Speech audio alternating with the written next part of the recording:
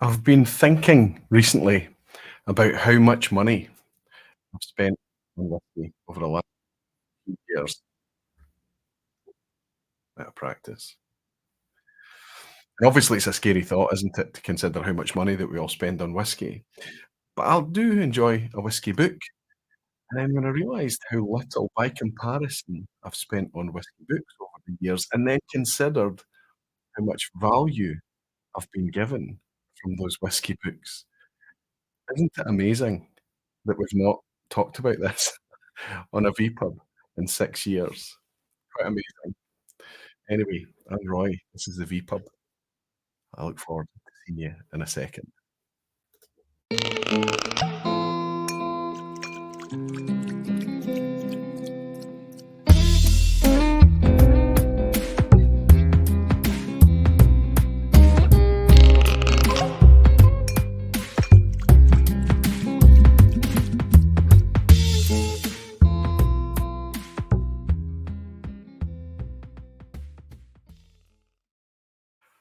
Hello, whiskey folk. Hello, everyone. Welcome back to the vPub, back where it normally is, more or less. Things are not perfect. I noticed that Falsgraf is saying that the sound is a bit wobbly. I'm really hoping that that is just sometimes the connection. I think it's to do with the compression and the software. Sometimes it doesn't matter how much of an intro I leave. The first few seconds can be a little bit odd, robotic-like. Hopefully, I sound okay. Hopefully you can hear me and you can see me nice and clearly. Things are a little bit skew whiff tonight. Obviously, I took a lot of this equipment away with me to do the live stream from Rassie last week, and it meant when I came back here and I started building it all up again, trying to build up and put it in the exact same places was a wee bit tricky. So if it's looking a wee bit skew whiff, then I wonder if I get a delay. Hopefully. Now it's perfect, says Files Graph. Fantastic. Sound wobbling, Roy, says Petehead. Oh no. Evening, Roy. Hope you had enough rest after Limburg. I'll get back to you and I'm going to share all of that with you very, very shortly. As long as the sound's okay. I'm going to get pretty annoyed if the setup isn't the same. Everything should have just gone back together more or less the same, but maybe the framing stuff's a wee bit different. Anyway, let's just get on with it. Yes, I want to just say thanks to everybody for last week. These kind of on-location vPubs are always a little bit kind of more stressful, a little bit more challenging to pull together and stuff. But honestly, I think when it comes to the technical side of things, it's getting a wee bit better. And I think we managed to do last week's one the best so far, the best on location that I've been able to do. And that's got so much to do with the support from you guys in order for me to be able to invest in the tech for it. All my patron supporters, thank you all so much. But also this fantastic support and welcome that we got from the Scott, from Alistair, and from everyone up there on the island of Rassie, that distillery, that magical spot that has forever claimed a wee place in my whiskey heart for sure. I know that it's claimed a place in some of you guys' whiskey hearts already as well, but it's taken me to go there to understand just how epic the place actually is. It was fantastic. Thanks very much for your support. Thanks for all the kind comments. And just if anybody hasn't watched that, go back, especially when I'm talking to Alistair about very specific topics. I hope that you find it invaluable. I am a wee bit delinquent on last week's timestamps and maybe even 2 weeks before that as well. It takes a lot of time to do that, to scrub through the entire video and find the timestamps. Sometimes I do it before I go to bed after the vPub. The last few weeks I've just been so tired, waking up on Friday and just not catching time. I will attempt to catch up with it, and I will, especially with tonight's topic, make sure that the timestamps are in place for the recommendations for the books, for the things I'm going to talk about tonight. I appreciate your patience. I know it's very useful to you all, especially the folk that pick it up on the replay. Thanks you all. Thanks to everybody that picks it up on the replay. If you are doing that, please remember, if you're enjoying yourself tonight, to leave a wee like. Now that everybody's pulled up a bar stool, now that you're all gathering in the lounge, that's where I'm going to go right now. To welcome in some of you beautiful whiskey folk and dedicated barflies. Whisky Lovers Society. Gerhard, good to see you, buddy. Shame you couldn't make it to Limburg last weekend. Good evening, Roy. Looking forward to hearing your views on whisky books, especially in today's online treasure trove of information. It's exactly why I wanted to focus on it, Gerhard. Spot on. And Julian Rickman is saying, evening, Roy. Evening, Barflies. Looking forward to Whisky Book Club. And Danny Keenan is saying, good evening. Falscraft Klaus is saying, evening, Roy. Sound is a bit wobbly. That's the one I caught earlier. Class, I hope I've got it fixed now. Good to see you, Julian, Danny, and Class. Brilliant stuff. Gerben Blocker's here as well. Got to see you at the weekend, didn't I, buddy? Gordon Fraser's here. Good to see you, my friend. Hope you're doing well. Hellswed is saying, evening. Sounds a wee bit broken, Roy. Hopefully that's fixed now. I've gone back up the chat a wee bit here. Maybe I'll catch some of the orange that's been said a wee bit more recently. Carsten is saying, good evening, Roy. So sad to have not been able to make it to Limburg. Saw the picture with you and Manuel from Whisky Waiter. Looked like a very great time. Yeah, Manuel came up to me, a Whisky Waiter. There was another channel come up as well. Was it, I want to say, Andre? I feel like it was Andre. I'm doing my best to remember all the names. It was a whirlwind of a trip. But yeah, it was fantastic to see some German YouTube channels as well. Hellswood is saying, better now, thanks, Hell. And Falsgraf is saying, now it's perfect, superb. Chris Pollack is saying, evening, Roy, hope you had enough rest. Rest, no rest for the wicked, right? Chris, we do our best. But I was trying to get everything forward, everything up to date before I left, but you came back needing to catch up quite a bit. So I'll do a wee bit. I'll put in a shift at the weekend and hopefully catch up with things. And James DeGiulio has bought me a dram already. Say, have a dram while reading a whisky book on me. I won't be doing much reading tonight, buddy. But James, I hope you and Gail are both doing very well, buddy. And thanks very much for your generous dram. Cheers. No reading for me tonight. Or if there is any reading, it'll be very, very little. Sound is okay, says Max. Good to see you, buddy. I hope you're well. Wonderful to spend time with you again at the weekend. And Whiskey Wings is saying loud and clear. Fantastic. Arnie Tiger. Good to see you, Arnie. How have you been, my friend? He's saying you are both seen and heard. Great stuff. Rick Johnson is saying good afternoon, Roy. Loved last week's vPub. Very glad to hear it, Rick. I enjoyed it too. Of course, I enjoyed it. I think everybody could see in my face just how much I was enjoying that one last week. And Dan Thompson is saying, good evening, Roy. Good evening to you, Dan. Hope you're keeping well. Nielsen Gupta saying, I really enjoyed the live stream from Rassi last week on replay. Thanks very much, Neil. Hope you got something out of it. I learned quite a lot that I was there. There are things that you read, things that stick and things that don't stick. And it's not until you actually go there and touch the place and feel it and sense everything that you realize that, hey, this is actually very, very cool.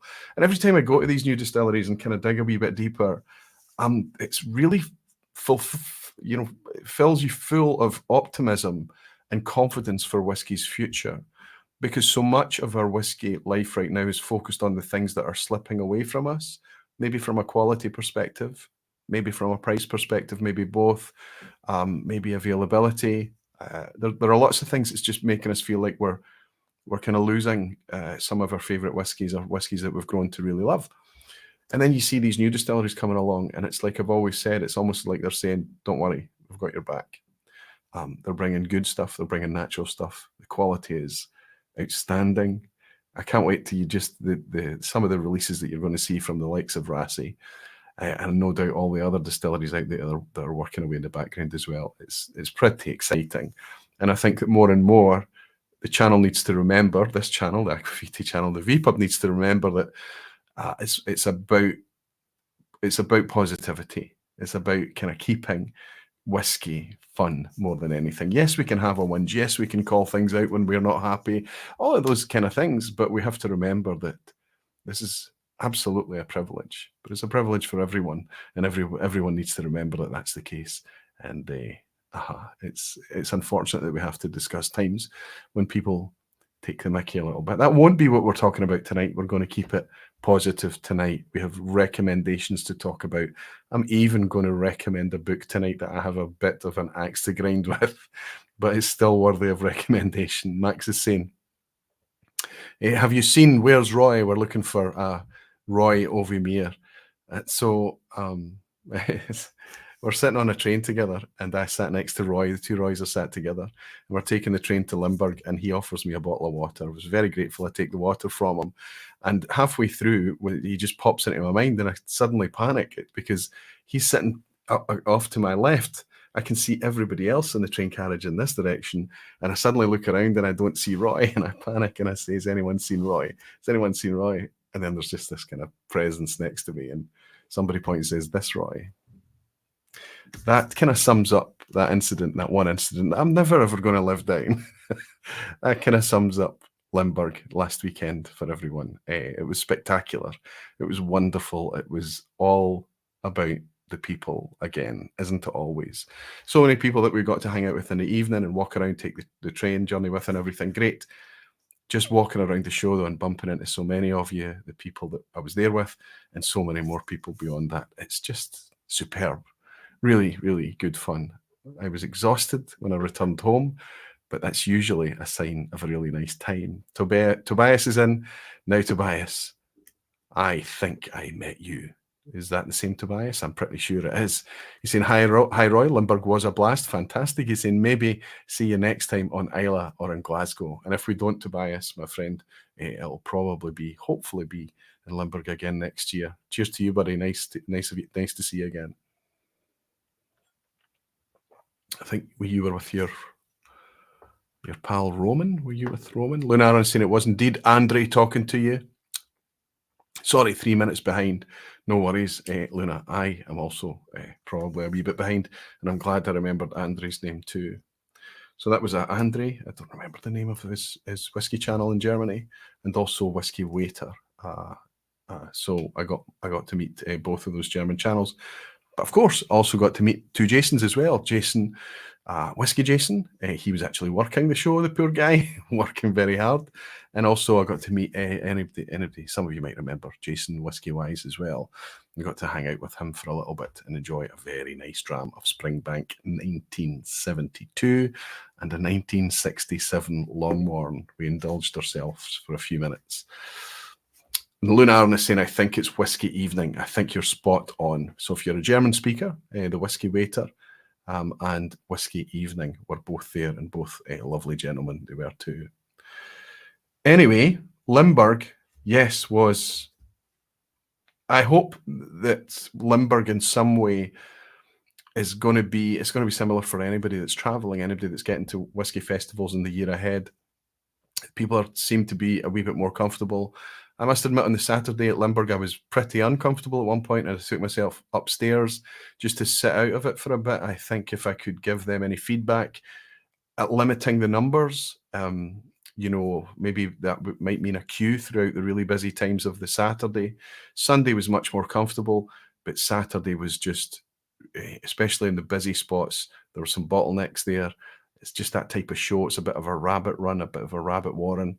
And seriously, it was tough. That was really, really quite crammed. Saturday was mental, says a grain of malt. You're not kidding, my friend. A grain of malt, I think, is that James? James McGoran? He came down from Sweden and spent time with us. Fantastic guy. Great to meet you, James, if that is you. MJ Rodden is saying, evening to all the barflies. Nothing like going to a place to get a sense of it, but the next best thing is to read from someone who has. Whiskey takes it to the next level. You taste it. Absolutely, MJ Rodden. I'm going to... Over my shoulder, you can see a stack of books here. And unfortunately, you know, I've got a fair amount. I don't have Graham Fraser a level of whiskey library, but I've got a fair amount of whiskey reading.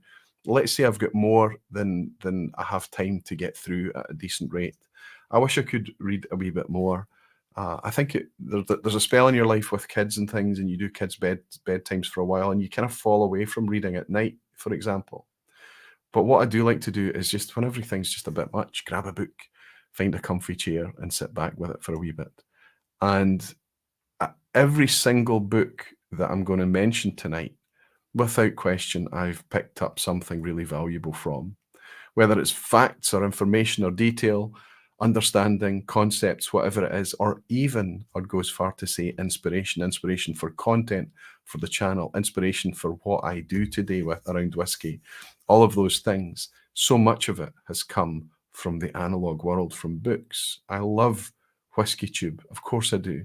I love reading whiskey content online. I'm responsible for Dramface, of course. There's so many digital ways, social media, everything that you do online digitally to enjoy whiskey, and it's bang up to date. It's of the moment. It is right now. I'm going to try to suggest to you something that you already know tonight.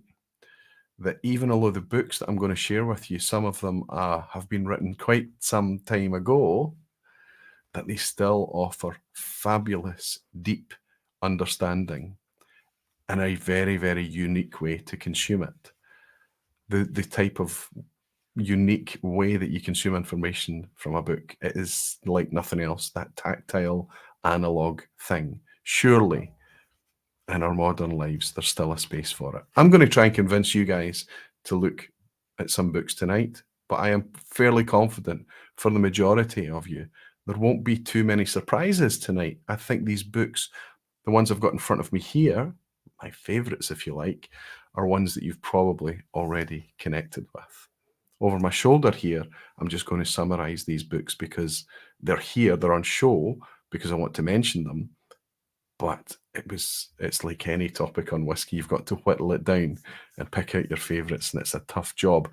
Menno is saying, me installing myself on a couch with a book seems to trigger the thought around the house that daddy is bored and needs to be engaged with his 6-year-old daughter immediately. That's the spell I'm talking about, Menno. My kids are coming out of that phase now, more or less. Hopefully going to be catching more time to read a wee bit in the future. I know exactly what you're talking about, buddy. I know what it's like. Hell's Wid is saying, digital is fine, but nothing better than picking up a good book. If it's all about whiskey, so much the better. Spot on. We can join up our favourite pastimes, right? A dram works very well. It can be awkward, when it comes to turning pages and things, but, there's ways around that. Some chairs are designed for holding a glass, right? Jimmy Legacy, and I really enjoy reading the stream of consciousness that is the vPub chat.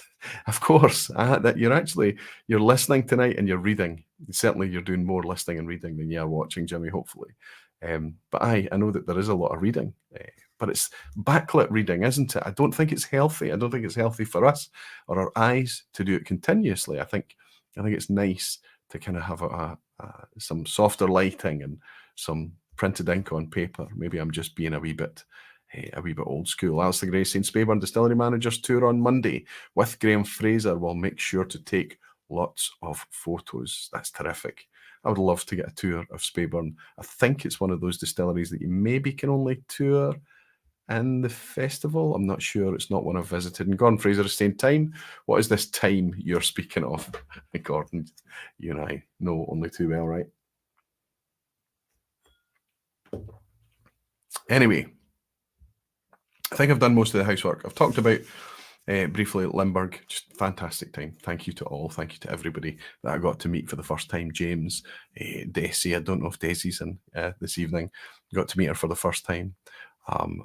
Who else? I got to meet my friends Doc. I got to meet Maxie. I got to meet Jez and Chris and Rolfie. And it's just brilliant. It's just, we just pick it up like there's not been many months in between since the last time. And then to go to a whiskey fair together and just kind of bump into each other around the fair and then just meet up in the evening. I think it's just good, healthy stuff to do. George Ellis saying whiskey books can be Moorish as well. I'm going to argue, George, that my favourite books, certainly I would say the three favourites that I'm going to save till the end, I have read multiple times over. Andy's waxing lyrical about the smell of fresh ink on offset paper, says Helen. And Mike Molasses is saying, I've been going through Scotch Mist and marking each former distillery on Apple Maps so I can check out locations next time I'm over there. Hey, what a way to geek, Mike. Sounds excellent. And Pierre Crouf is in saying, don't judge a book by its cover. However, I think The Philosophy of Whiskey by Billy Abbott is a great book. You might hear that book mentioned tonight, my friend. Always good to welcome you in, Pierre. I hope you're well. Pierre, I wonder, you're not wee Dram 5? No, this is a different guy. Rick Johnson is saying, received my Aquavita glass toppers in the mail, Roy. Thank goodness, Rick. They've made it to you. They're great. Thanks, Rick. Thanks very much. And you're buying me a dram to let me know as well. Thank you, buddy. And thank you for your support as well, Rick. I hope you get lots of value out of them too. They're fantastic when you have a wee flight to whiskies. Excess to Scotch is saying I'll have to come next year to Limburg. Aye, if you do, let us know, buddy. It was great fun.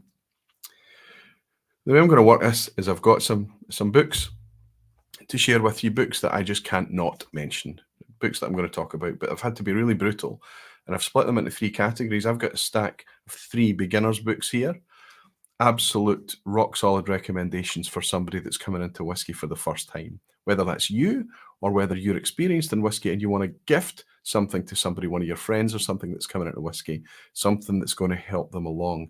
That doesn't mean that these are basic books. It doesn't mean that somebody who's seasoned isn't going to learn anything from them. Not at all. But they are, I think, books that are better adapted for somebody coming in and want to learn concepts and want to learn regions, brands, different styles, all of that kind of thing. My friend Mark Goins, who's only just got home potentially yesterday, day before yesterday, I think. After spending a couple of weeks over here, I got to meet up with Mark a couple of times. I even got to bump into him on Rassie, which was fantastic. Mark and his friends Donnie, Quinn, who was over celebrating his birthday, and of course Brady. There were other guys involved as well over the course of the 2 weeks, and I hope those guys had a good time. When I met them on Tuesday before they went home, they all looked a wee bit more tired than the first time I met them. So I've got a stack of beginners books, and then I've got a stack of what I would call deep dive, slightly more advanced books, things that really kind of go into nitty-gritty, deeper concepts, things that you've got to spend a wee bit more time with, but I think things that are worthy. And then finally at the end, I'm going to pick my three knockout absolute favorites, the type of things that I carry in backpacks, type of things that I'm never without, inspirational wee books, fun books, things that are for really anybody that's into whiskey at all. But really what you'll notice about these three books, if you read them, you may see a lot of elements of those books that have clearly inspired a lot of the topics, a lot of the culture, and a lot of the angles that I take here on the vPub. So that would be my favorite. But let's get some out of the way first. This morning at 1:30 in the morning was fantastic. He's suffering from jet lag, of course, Mark. Of course you are. I don't know if that means that it's easier for you to be joining in the vPub tonight, buddy, or if it's a wee bit tougher and more of a challenge for you. I appreciate it regardless. And Gordon is saying, all this chat of Limburg is making me pang for November's Glasgow Whisky Festival. Absolutely, big guy. I'm going to die from the release of energy. The problem is after it, the come down that you have after all the energy that you've expended with the chatting and the walking around and doing whatever, and obviously enjoying a lot of nice drams along the way too. But it's always worth it. P-Head is saying the like button's out of balance, only 91 with almost 300 in. Yeah, almost 300 in, that's fantastic. Listen, a lot of the topics that I cover on the vPub are not going to be that exciting, and I know that the audience is going to be a wee bit smaller. But I hope that for the people that are here and the people that do pick it up on the replay, they pick up a few wee nuggets that will help their whiskey journey going forward. Leave the likes until I've shared the books with you. I haven't given you anything yet. We're already over 20 minutes in. I cannot talk about books without talking about a specific man. And you might be surprised who I'm going to mention here, but I think it's interesting. I think it's inspiring. I think it's a very curious story that we can have somebody in whiskey that so many of us enjoy, rely on, have relied on in the past, perhaps will rely on again in the future. Somebody that needs no introduction to absolutely anybody that's in the vPub tonight, but 14 or 15 years ago wouldn't have dreamt of stepping behind a camera, let alone write a book. And he's written 3 of them. I'm talking about our ex-undertaker, Ralphie Mitchell. Ralphie's now written 3 books. Now this book, this first edition that he has, I think is getting maybe re-edited, I'm not sure, but it's getting a new jacket on it, I believe. I don't know, a wee bird tells me that. I don't know if I'm supposed to say that or not, but I believe that that's to be the case, to make this a trilogy, to make his 3 books, a little set. This was only intended, I think, to be one book, and then I guess he realised that there's much more of his story to tell. So we've got his 3 books here, Stories from a Whisky Bar, Life, Death and Whisky, and his first book, Search for a Whisky Bothy. All of these, I believe, are still available and still in print. I've had them all for a wee while now. Life, Death and Whisky was obviously just at the end of last year. I think I picked that one up. I say picked it up, it was actually sent to me by the man himself. These are terrific books if you're a fan of Ralphie. They help you understand how he ended up doing what he's doing. It helps you understand the attitude, the cut of the man's jib, generally speaking. And it also gives you a glimpse, I think, into a culture that I am very familiar with, kind of maybe west of Scotland, Glaswegian style culture that is just, you find yourself reading the book and it's not really about whiskey anymore. It's not even about Ralphie anymore. It's about people that you recognise, wherever they may be. I can't talk about books without talking about the phenomenon that is Ralph Mitchell, right? Rick Johnson says, I have and love all 3 of them, Roy, but Ralphie needs an editor. I think we have to remember that Ralphie, when he stepped behind a camera for the first time, he didn't know what he was doing at all. And he still doesn't really care much about editing or presentation or anything like that. You know, he's just doing what Ralphie does. So when it makes sense that when he steps into writing a book, that we're going to get the exact same rough, and almost like if it was too polished and professional, I think it would feel a wee bit distant when we're talking specifically about Ralphie. But I agree with you that you're seeing, if you're one of these OCD readers that's going to pick up on things, you know, it's maybe going to frustrate a little bit, but try and just relax past that a wee bit, especially if he reissues the first book. I think that might get a wee bit of a spruce. Justin Ran is saying Ralphie's books aren't on Kindle. Oh, I didn't know that, Justin. I didn't know that. They are available on Amazon, though, but I guess that must just be paperback. Danny Hempton is saying, being an East Coaster, I've always found Ouija's good crack. I've always found East Coasters to be good crack as well. And I have to remind everybody and myself that I was actually born out in Perth. So I'm a fake Ouija, actually. But I have been accepted as such since. Dan Thompson is saying, I think that's part of the charm of Ralphie. He's not polished, he's real. I think that's what people connect with. There's a real kind of sense of character there. Aye, so that's Ralphie's trilogy. And I also want to just stack a few honourable mentions. It was really hard. I had to cut these out of my stack of beginners, advanced, and favourites. It was difficult to do it because these books are very, very dear to me. And the writers as well. Obviously, I got into whiskey a wee bit late. You know, we missed one of our great, we lost one of our great whiskey writers a few years back in the shape of Michael Jackson. I heard at the weekend, actually, that Michael Jackson was actually ex-wine. I wasn't always appreciative of that. And he had to come into whiskey and learn, but learn it he did and learn it quite quickly. And it was very interesting. You know, a lot of the kind of thought processes and way of thinking about whiskey when he came in, and he was quickly established as one of the favourite and most respected and esteemed writers out there.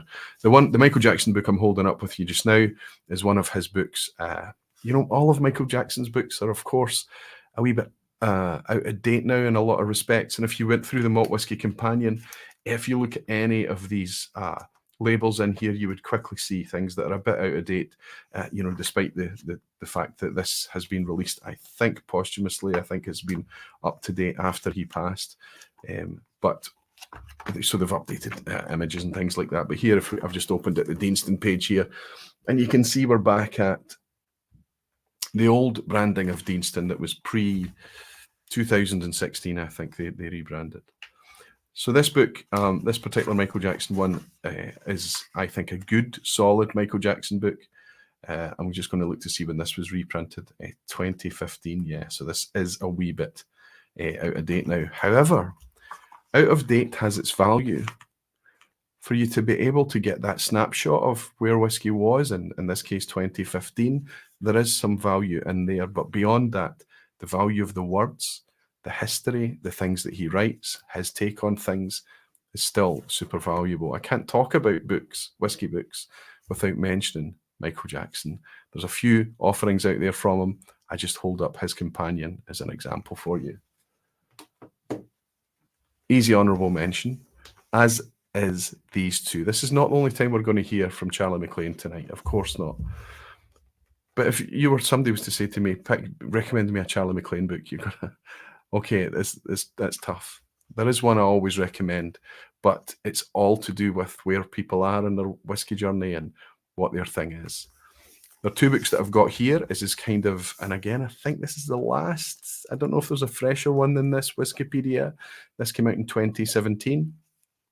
I don't know if there's a much more up-to-date one. I've got a couple of the older versions down there, and I believe this to be the third or fourth version. I'm not entirely sure, but still a fantastic book. And what every single section in it always ends with a little curiosities paragraph. If you're ever interested in being some kind of vPub quiz at the end superpower, you would probably need to grab yourself a Charlie MacLean Wikipedia because I go to the curiosity section to mine a lot of the questions oftentimes. Fantastic wee book, nice, compact, dense, easy to carry around. And this one, Spirit of Place, in so many ways, this is like a precursor.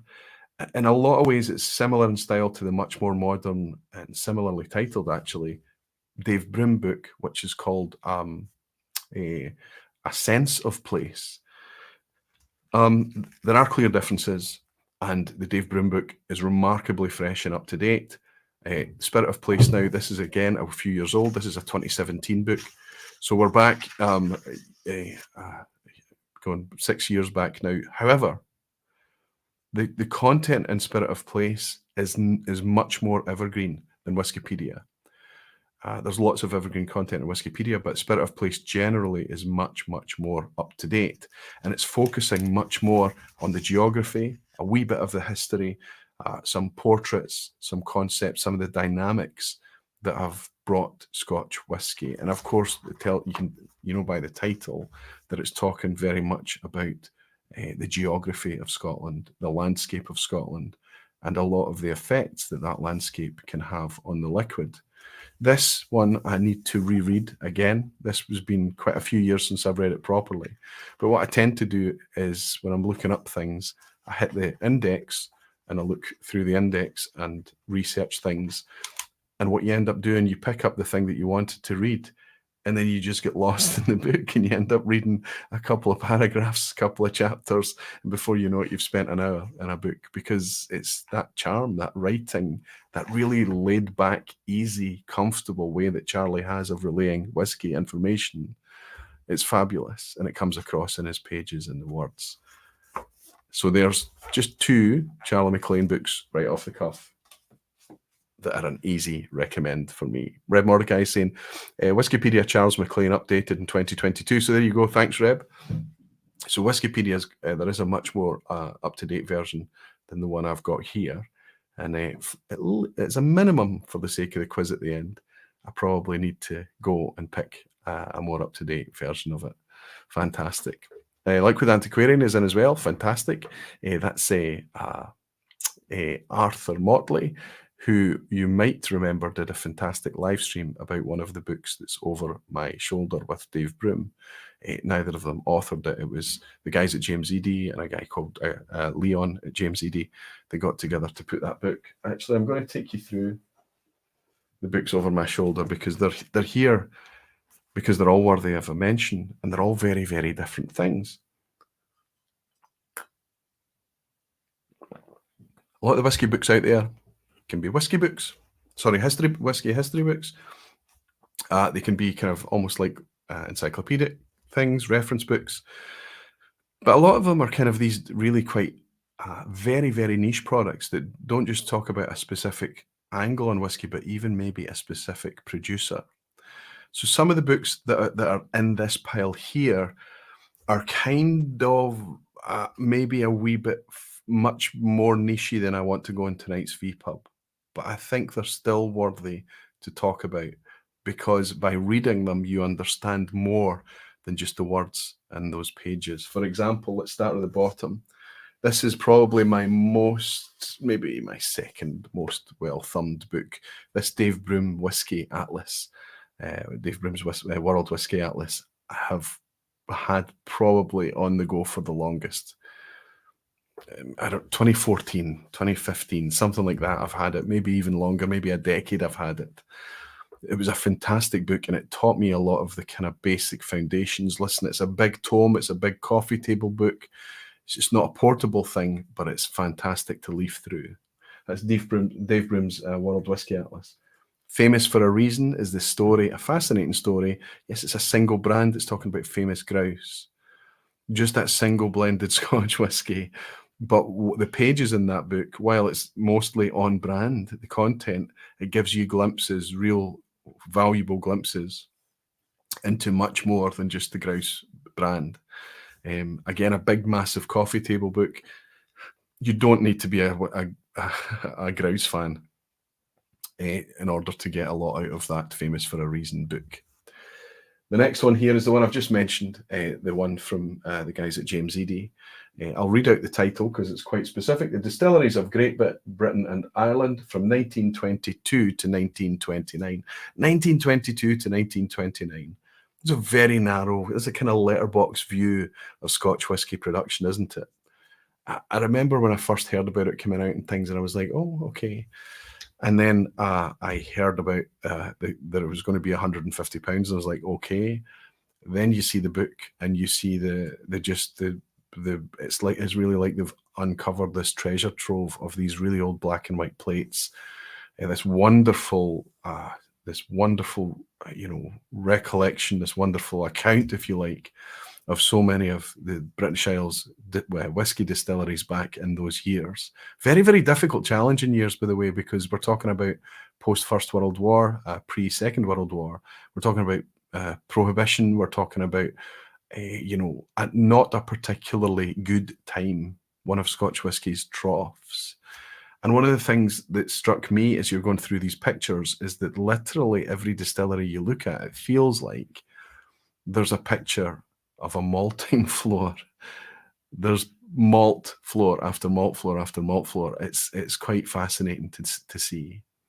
It's an expensive book, but if you're a whiskey geek, if you're serious about whiskey history, if that's the type of thing that you love and enjoy, think about how many times you've spent £150 on whiskey, and perhaps, and I don't just mean a single bottle, maybe 2-3 bottles, and maybe not had that much value out of it.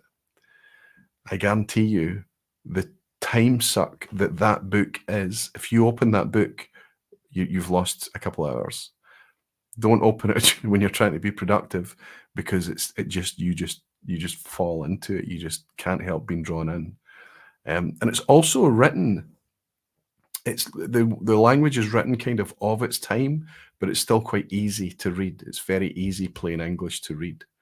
A lot of the older books can be a wee bit more tricky to read because they're clearly of their time. It's not cheap. A Journeyman's Journey by Jim McEwan is a great book, but very expensive, says Reb. It's not one I have either. I didn't buy it, Reb. I know that Jim was on a couple of years ago on the vPub, and I know we talked about that book. I didn't pick it up. Be interesting if you think if it's enjoyable. Did you say when you said it was expensive? I think you did. Just as the chat jumps. Max is saying, I think you should record a whiskey audiobook. Christina always says you could read the phone book and she'd be listening. I don't know what that says about you, Max. Maybe it's just the other choice. Christina, thank you very much. You're a sweetheart. And Max, thanks for saying I don't have any plans to be reading any audiobooks anytime soon.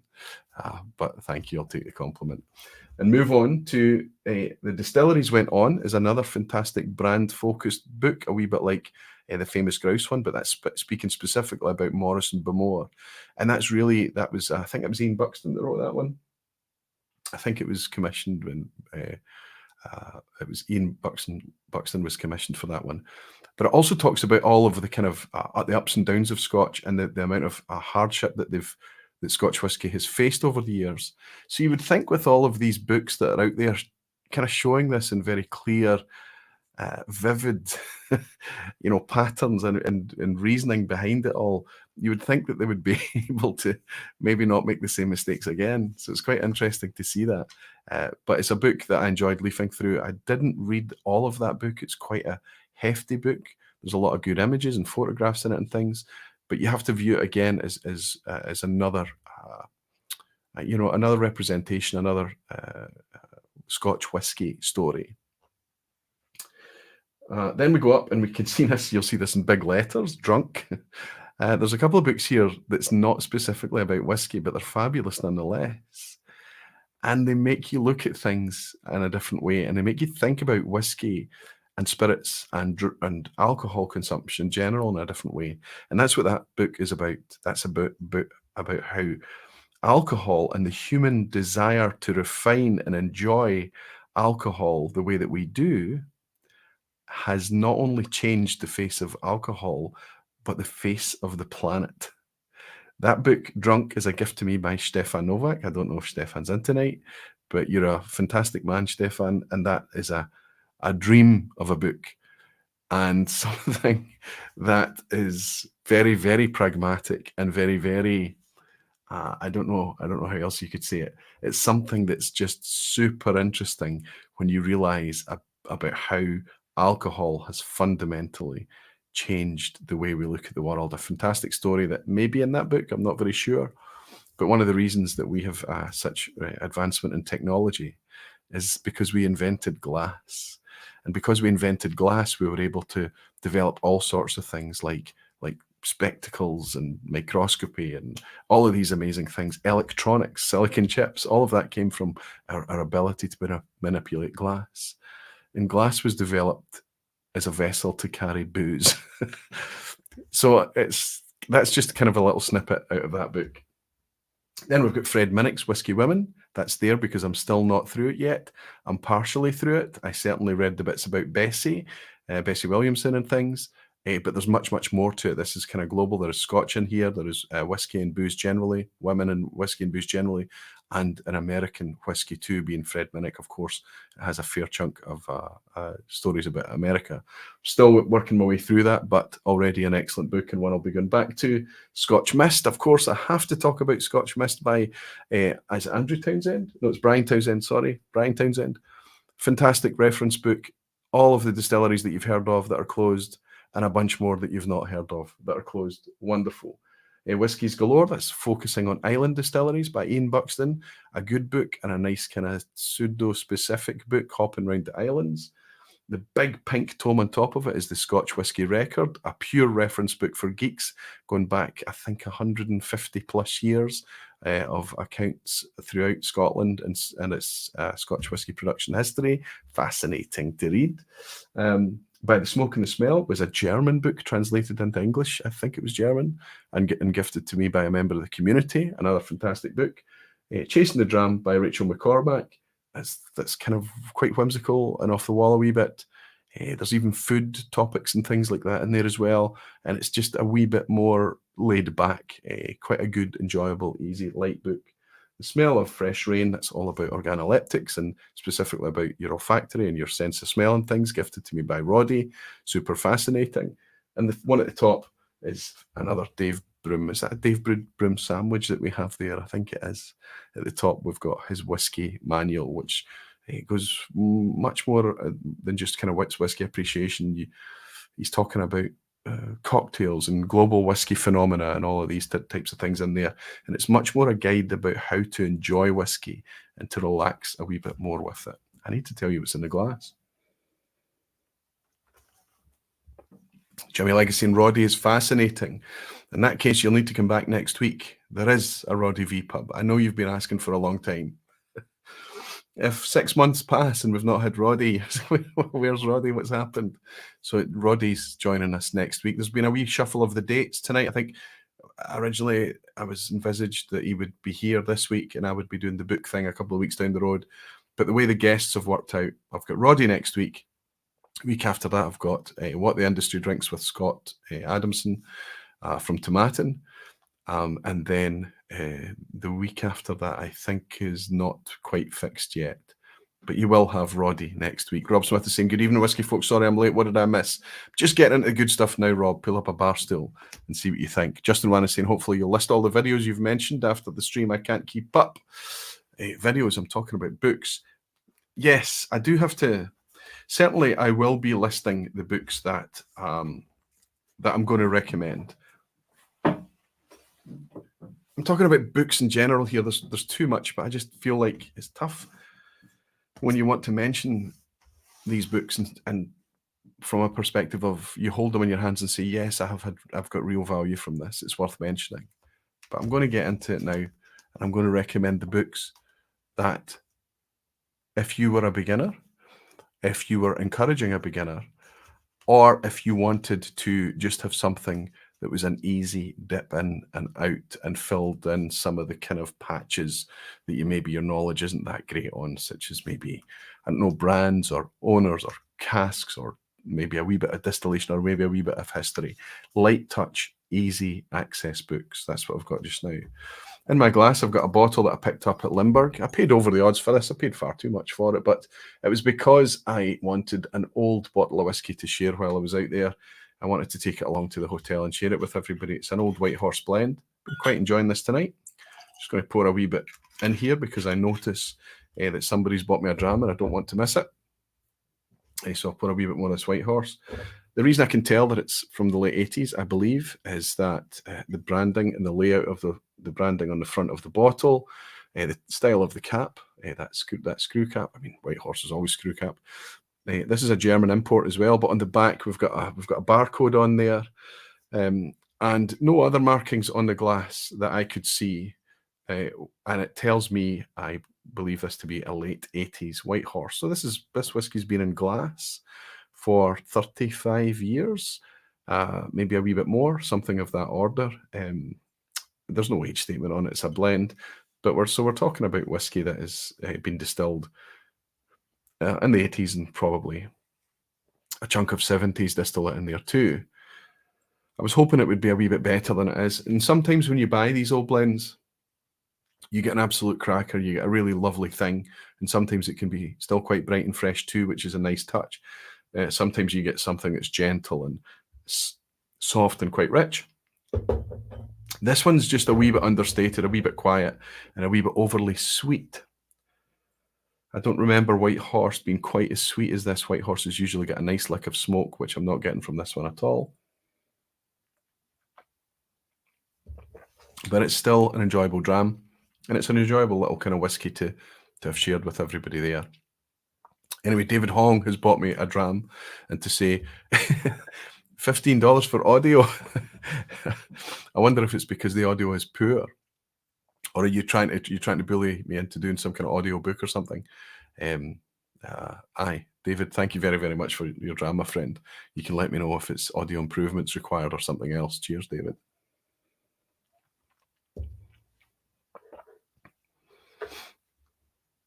Have you heard of the Whiskey Distilleries of the United Kingdom by some guy called Alfred Barnard? Asked Reb Mordecai. A bit expensive, but wonderful pictures and descriptions.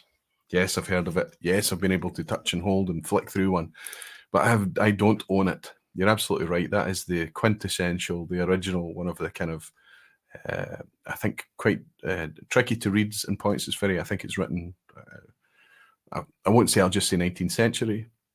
But Barnard's is kind of one of the original tomes.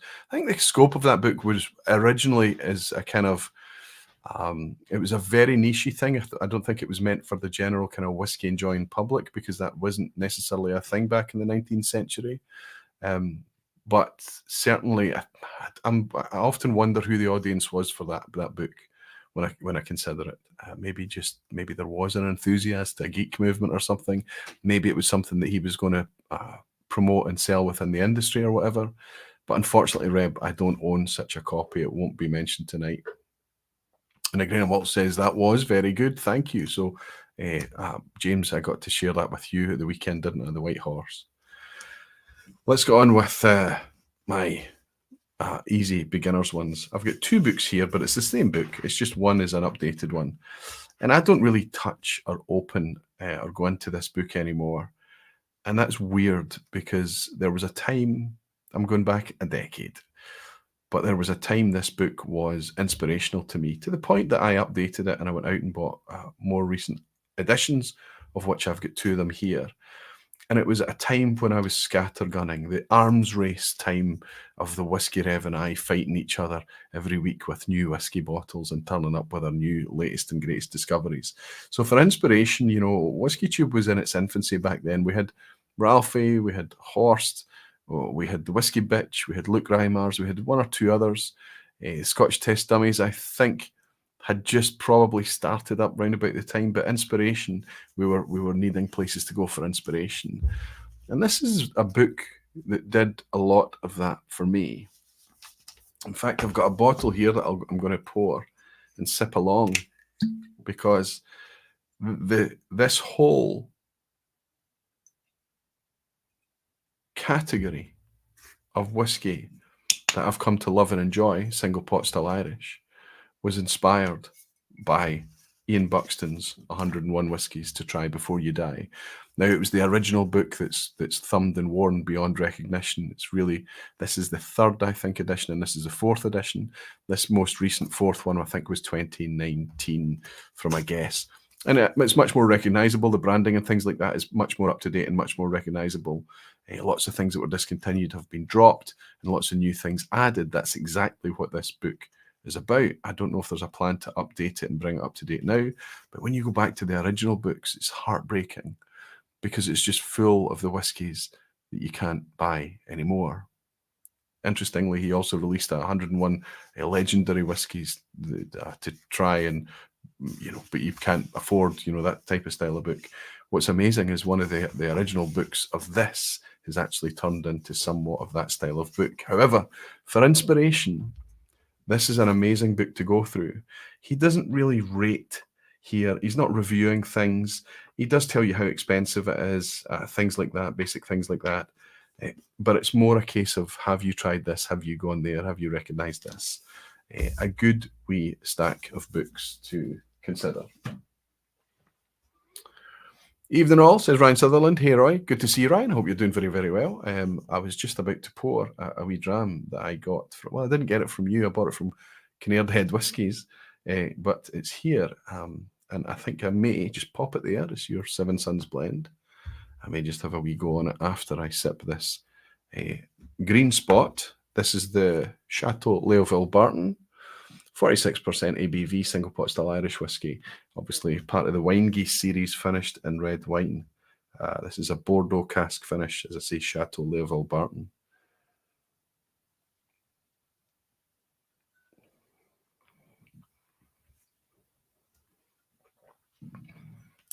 Coming from somebody who doesn't always enjoy wine finishes in whiskey, has to be done well. This is a tasty bottle of whiskey. It's quite tannic. It does have black tea and things on the finish. Red currant, tart red currant, but overall, the overarching thing is that kind of lovely, oily texture that we enjoy from single pot still Irish. I think it's a wee bit pricey now. I've had this bottle a wee while, but those books from Buxton inspired me to interact with a whole realm of whiskey that I wasn't even touching. Is that a first run of the newer bottling, says Tom Elmer? No, I've been through quite a few of these. I imagine that if you're talking about the Green Spot, I would say that it's not. There's an L code on this. I'll hold it up rather than read it out for you, Tom. But no, this is.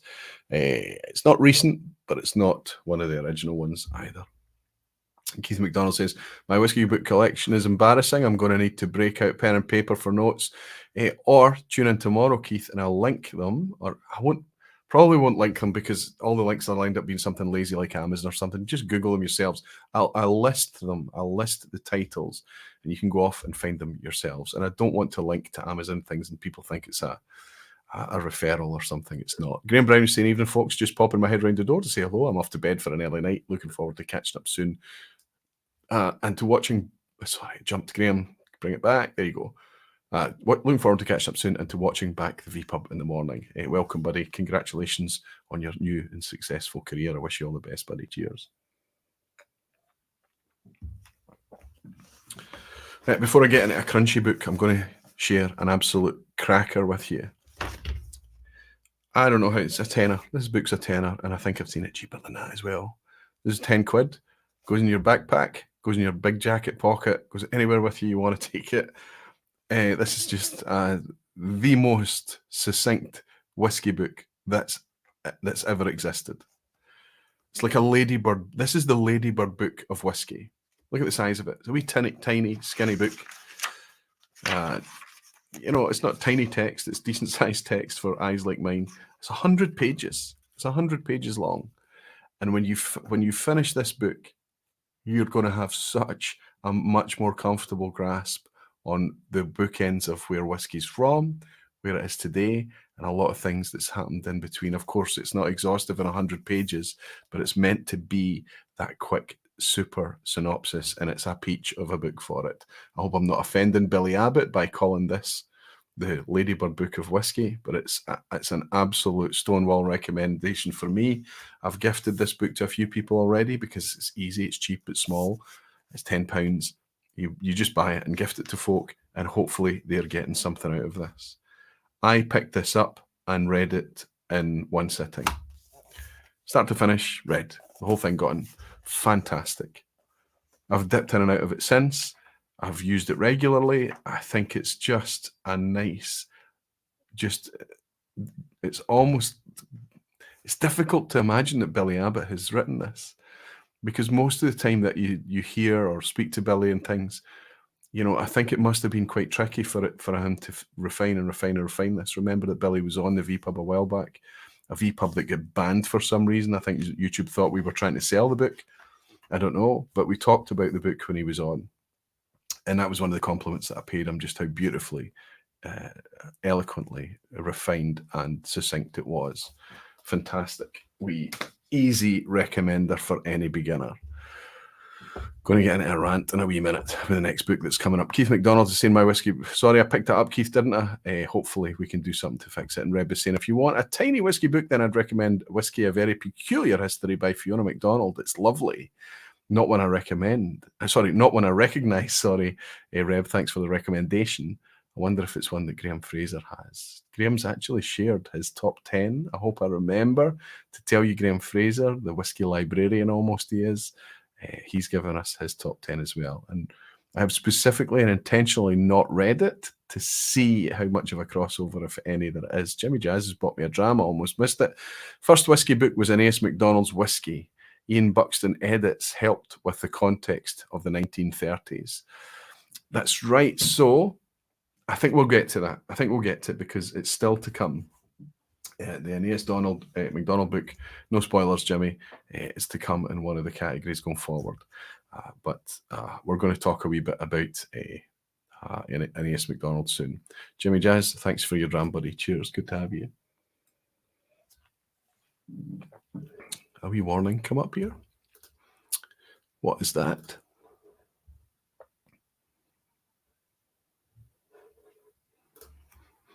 I think we're okay. I'm still live. You can still see me, right? I don't know why that happened. I don't know what it's about. But yeah, I'm just about to get my rant on. There's a good wee journal that started a wee bit ago. Angel's Share Journal, very good books with up-to-date info and articles. That's from Gordon Fraser. Don't confuse Gordon with Graham Fraser. Two very different gentlemen, both stars. It's one I've not heard of, Angel's Share Journal, very good books with up-to-date info and articles. And Daniel Caballero is saying Whiskey Island by Andrew Jefford is amazing. It's not going to make the list tonight. I don't own Whiskey Island by Andrew Jefford, but I've been told that is indeed an omission. So it's one on my radar. Daniel, good recommendation. If anybody else has got recommendations that I miss out tonight, please fill the comments under the video.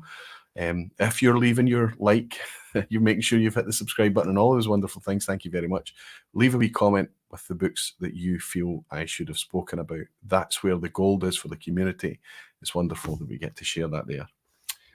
I've spoken about this book openly and publicly before. I did a whiskey rant with Rob and Jeremy a while back. I think it was the start of this year, actually. And I had to have a wee rant about this book, and I'll have a rant about it again. But for me, not to recommend this book would be disingenuous, if I'm honest. This is a Nick Morgan book, Dr. Nick Morgan, Nicholas Morgan. Everything you need to know about whiskey, but are too afraid to ask. Interesting title. I don't know why anybody's afraid to ask about whiskey. Perhaps it is an intimidating space to come into, but if it's usually for other reasons. It's much more stuffy reasons, or just a sheer kind of intimidating depth of variety and all of these things. But most people aren't really afraid to ask. But the title's neither here nor there. It's catchy. It's got bright colours and things like that on it. Now, remember that Nicholas Morgan has had quite a career at Diageo. So he was somebody that one of these people that I would have loved to have sat down with and just spoken to about whiskey, in order for me to have understood so many things that seem a wee bit behind the curtain to me, a wee bit out of reach, a wee bit this, and it kind of makes me feel like some aspects of whiskey are really quite distant from me, and I'll potentially never know about it. And he was one of those guys that might have let me kind of understand a few of those things a wee bit more, and somebody that was always keen to talk to. Then when he retired and he moved on from Diageo, it seemed like, that could be an opportunity, because then he was not really necessarily having to be on brand with Diageo. And I don't know if he was ever required or made to stick to any script or anything. I'm not suggesting that. I'm just saying that afterwards he can speak. I felt like he would be able to speak much more openly. So when I heard this book was coming out, I was quite excited. It's in collaboration with the Whisky Exchange, Sukhinder Singh. And I quickly got into this book, and he talks about lots of historical things about whiskey. He talks about the shape of whiskey. He talks about dynamics in whiskey. He talks about the business side of whiskey. And he also talks lots about just basic things like whiskey enjoyment and all of these great things. I should have bookmarked this. I didn't bookmark it, but I'll flick through as I speak to you and maybe I'll find it. But there's an interesting thing that we talk about, that he does talk about, that I don't believe many other whiskey books have touched upon. And he talks about the community. He talks about whiskey culture. He talks about people in whiskey, and he talks specifically about concepts like an expert. I've just flicked past a chapter there on whiskey and whiskey collecting and things. So there's a lot of things. There's a lot of things in here that don't exist in other books. There's a whole chapter here, or there isn't a chapter, but there's a decent segment on whiskey snobs and snobbery and things. So this is all really super interesting things that were new to me. And he spends a lot of time defining whiskey experts and whiskey expertise. And this is where it all started to get a wee bit shaky for me, because he started to talk about experts and expertise, and he held up an example of an expert as being Dave Stewart, of famously the Bolveni. No argument there, no truck to have with that. What Dave Stewart has forgotten about whiskey, I'll never learn. He is indeed an expert in his field. I don't think even Dave Stewart would suggest that he's an expert in whiskey. It's just too vast a topic. And I think that there wasn't enough focused on that. And then we started to talk about whiskey snobbery and things. And I was like, okay, I can see the recognition of trying to make things a wee bit more inclusive, a wee bit more diverse. And then he went on to talk about how the digital explosion in whiskey, the digital era. And there's a quote that he's put in here from a friend of his, and it's not his himself, but it literally gets to that point where it says, "Do not listen to YouTubers and their ilk." So thanks for that, Nick. So it's not about what we know. It's not about anything other or who we are. It's the platform then that we choose to do that. And I think the suggestion there is that YouTube is obviously populated by a bunch of mavericks from their spare rooms, not people from the industry necessarily, but really people that's come from whiskey enthusiasts, the enthusiast community. And that's absolutely true. But it's absolutely our appeal. To suggest that because we're an enthusiast, we don't possess any expertise or any knowledge is rude, to the point that that's the closest, that moment there is the closest I've ever come to swearing on the vPub. That's not fair. I could go to Dave Stewart and learn so much. But if I went to him and asked him what he thought of the latest Springbank cast strength, he wouldn't have a clue. You have a clue. You tell everyone else in this chat, in this lounge, in this community, what you think about them, and we talk about it often. We talk about whiskey from an enthusiast perspective, and when it comes to that, there is no one with more expertise than us.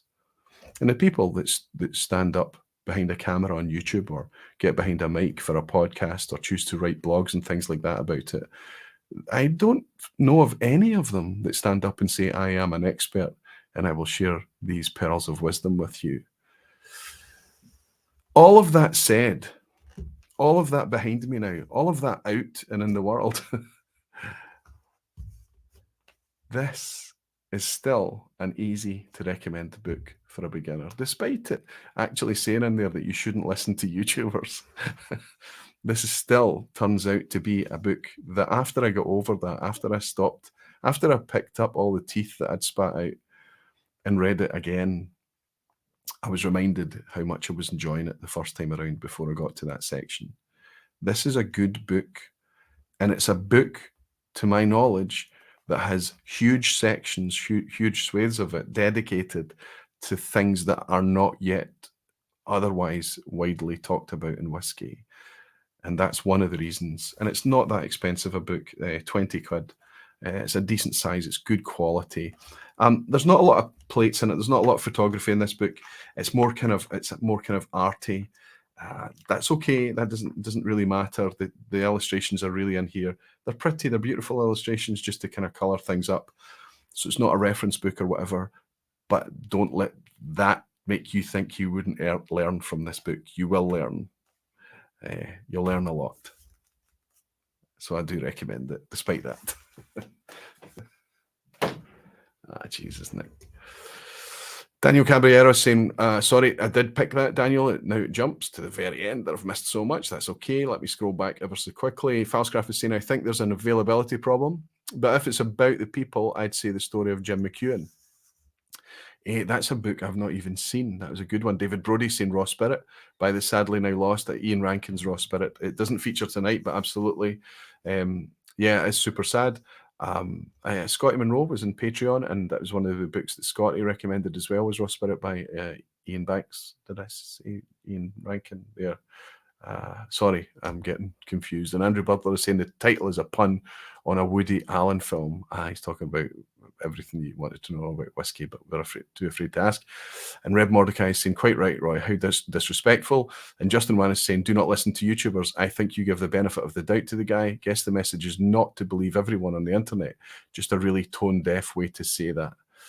I mean, if it's because if he'd said the internet, but bear in mind it was not Nick Morgan, it was Nick Morgan's friend that he quoted. Nevertheless, it makes it in Nick's book. I think it was just to be wary of the stuff that you pick up and the general misinformation that's spread on the internet in general. But I think it needs to be contextualized a wee bit more. You know, I think one of the reasons that I have become so passionate about whiskey is because there was a presence and easy whiskey to consume and enjoy on YouTube. The reason that I'm in YouTube on whiskey is because of that very thing, because I got into it and because I enjoyed it a lot and felt like I maybe had some value to add at some point. Daniel Caballero is saying, Daniel Caballero is saying, Whiskey and Other Spirits, Technology, Production and Marketing by Inge Russell and Others is by far the best production book. So many people have recommended that, Daniel, and I still don't have it yet. And that book's been recommended to me for a long time now. And given the topics that I talk about in the vPub so often, I think it's a little bit delinquent of me to not have bought that book yet. Ryan Sutherland is saying, my favourite of all time is the Schweppes Guide to Scotch, an absolute classic. It was well, it is, Ryan. Still a fantastic read over 30 years down the line. Another one of these wee pocket books, but just full of absolute gold. Ryan, there you go. I've mentioned you again. I'm going to pour the whiskey. This is not the whiskey that Ryan made up at 8 Doors. This is the whiskey that he's releasing. I'm not going to review this tonight. This is just me enjoying a wee blend as I sip along. This is Seven Sons, a blended Scotch whiskey. I want to talk. There's a phenomenon happening right now, isn't there? There's a lot of blended Scotch coming out, and it's interesting. I've been saying for a long time it's ripe there for disruption. We've got an opportunity to bring some wonderfully well put together flavors in the blended category and make it good quality and make it affordable. Grain is not there to dilute things and make it cheap. Grain is there to do something completely different in a category that I think is being long lost. This is interesting. It's at 46.7%. They write on there, no chill filtration and natural colour. Very happy to see that, Ryan. You guys up there, even on a blended whiskey, putting that on there is good. It's not going to focus, is it? It just does not want to focus for me. Come on, camera, just do it, right? Just trust me that that's 46.7%. A natural colour, non-chill filtered. But there's also an age statement on the front of this one as well. It says aged for 8 years, which is really quite nice. It focuses for the age statement. And we're seeing this kind of this upping in quality, right? We're seeing this, the blended category suddenly being explored a wee bit more. We've seen, for example, this coming out. We've seen the Full coming out from North Star. We've seen the fantastic release from Thompson Brothers that blew away the blind challenge I did at the end of 2022. Turntable, the Stevenson brothers in Glasgow just come out with Turntable, and recently, just right up to date, and I got to taste it at the weekend. We've got McLean's Nose coming out from Adelphi. That was a delicious whiskey. I challenged the people that were sitting in that tasting with me this weekend are in the chat tonight, and we were all pleasantly surprised by a whiskey that's coming out at 46%. It's all natural at £30 from Adelphi, and it's tasty too, as is this wee blend from 8 Doors.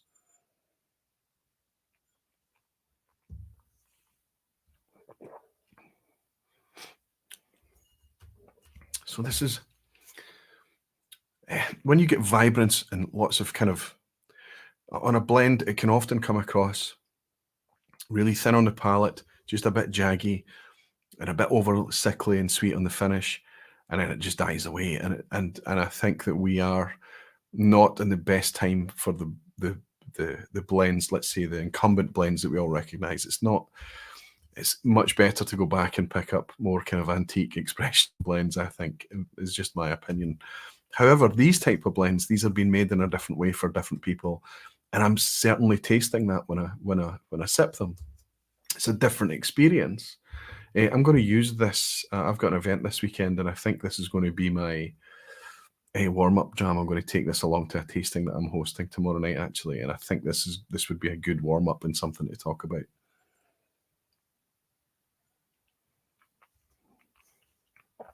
Easy sipper, light, soft.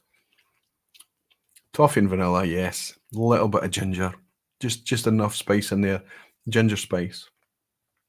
Sweet and easy drinking. But for us as whiskey enthusiasts, the extra ABV, I would suggest there might be a nice amount of malt content in this as well.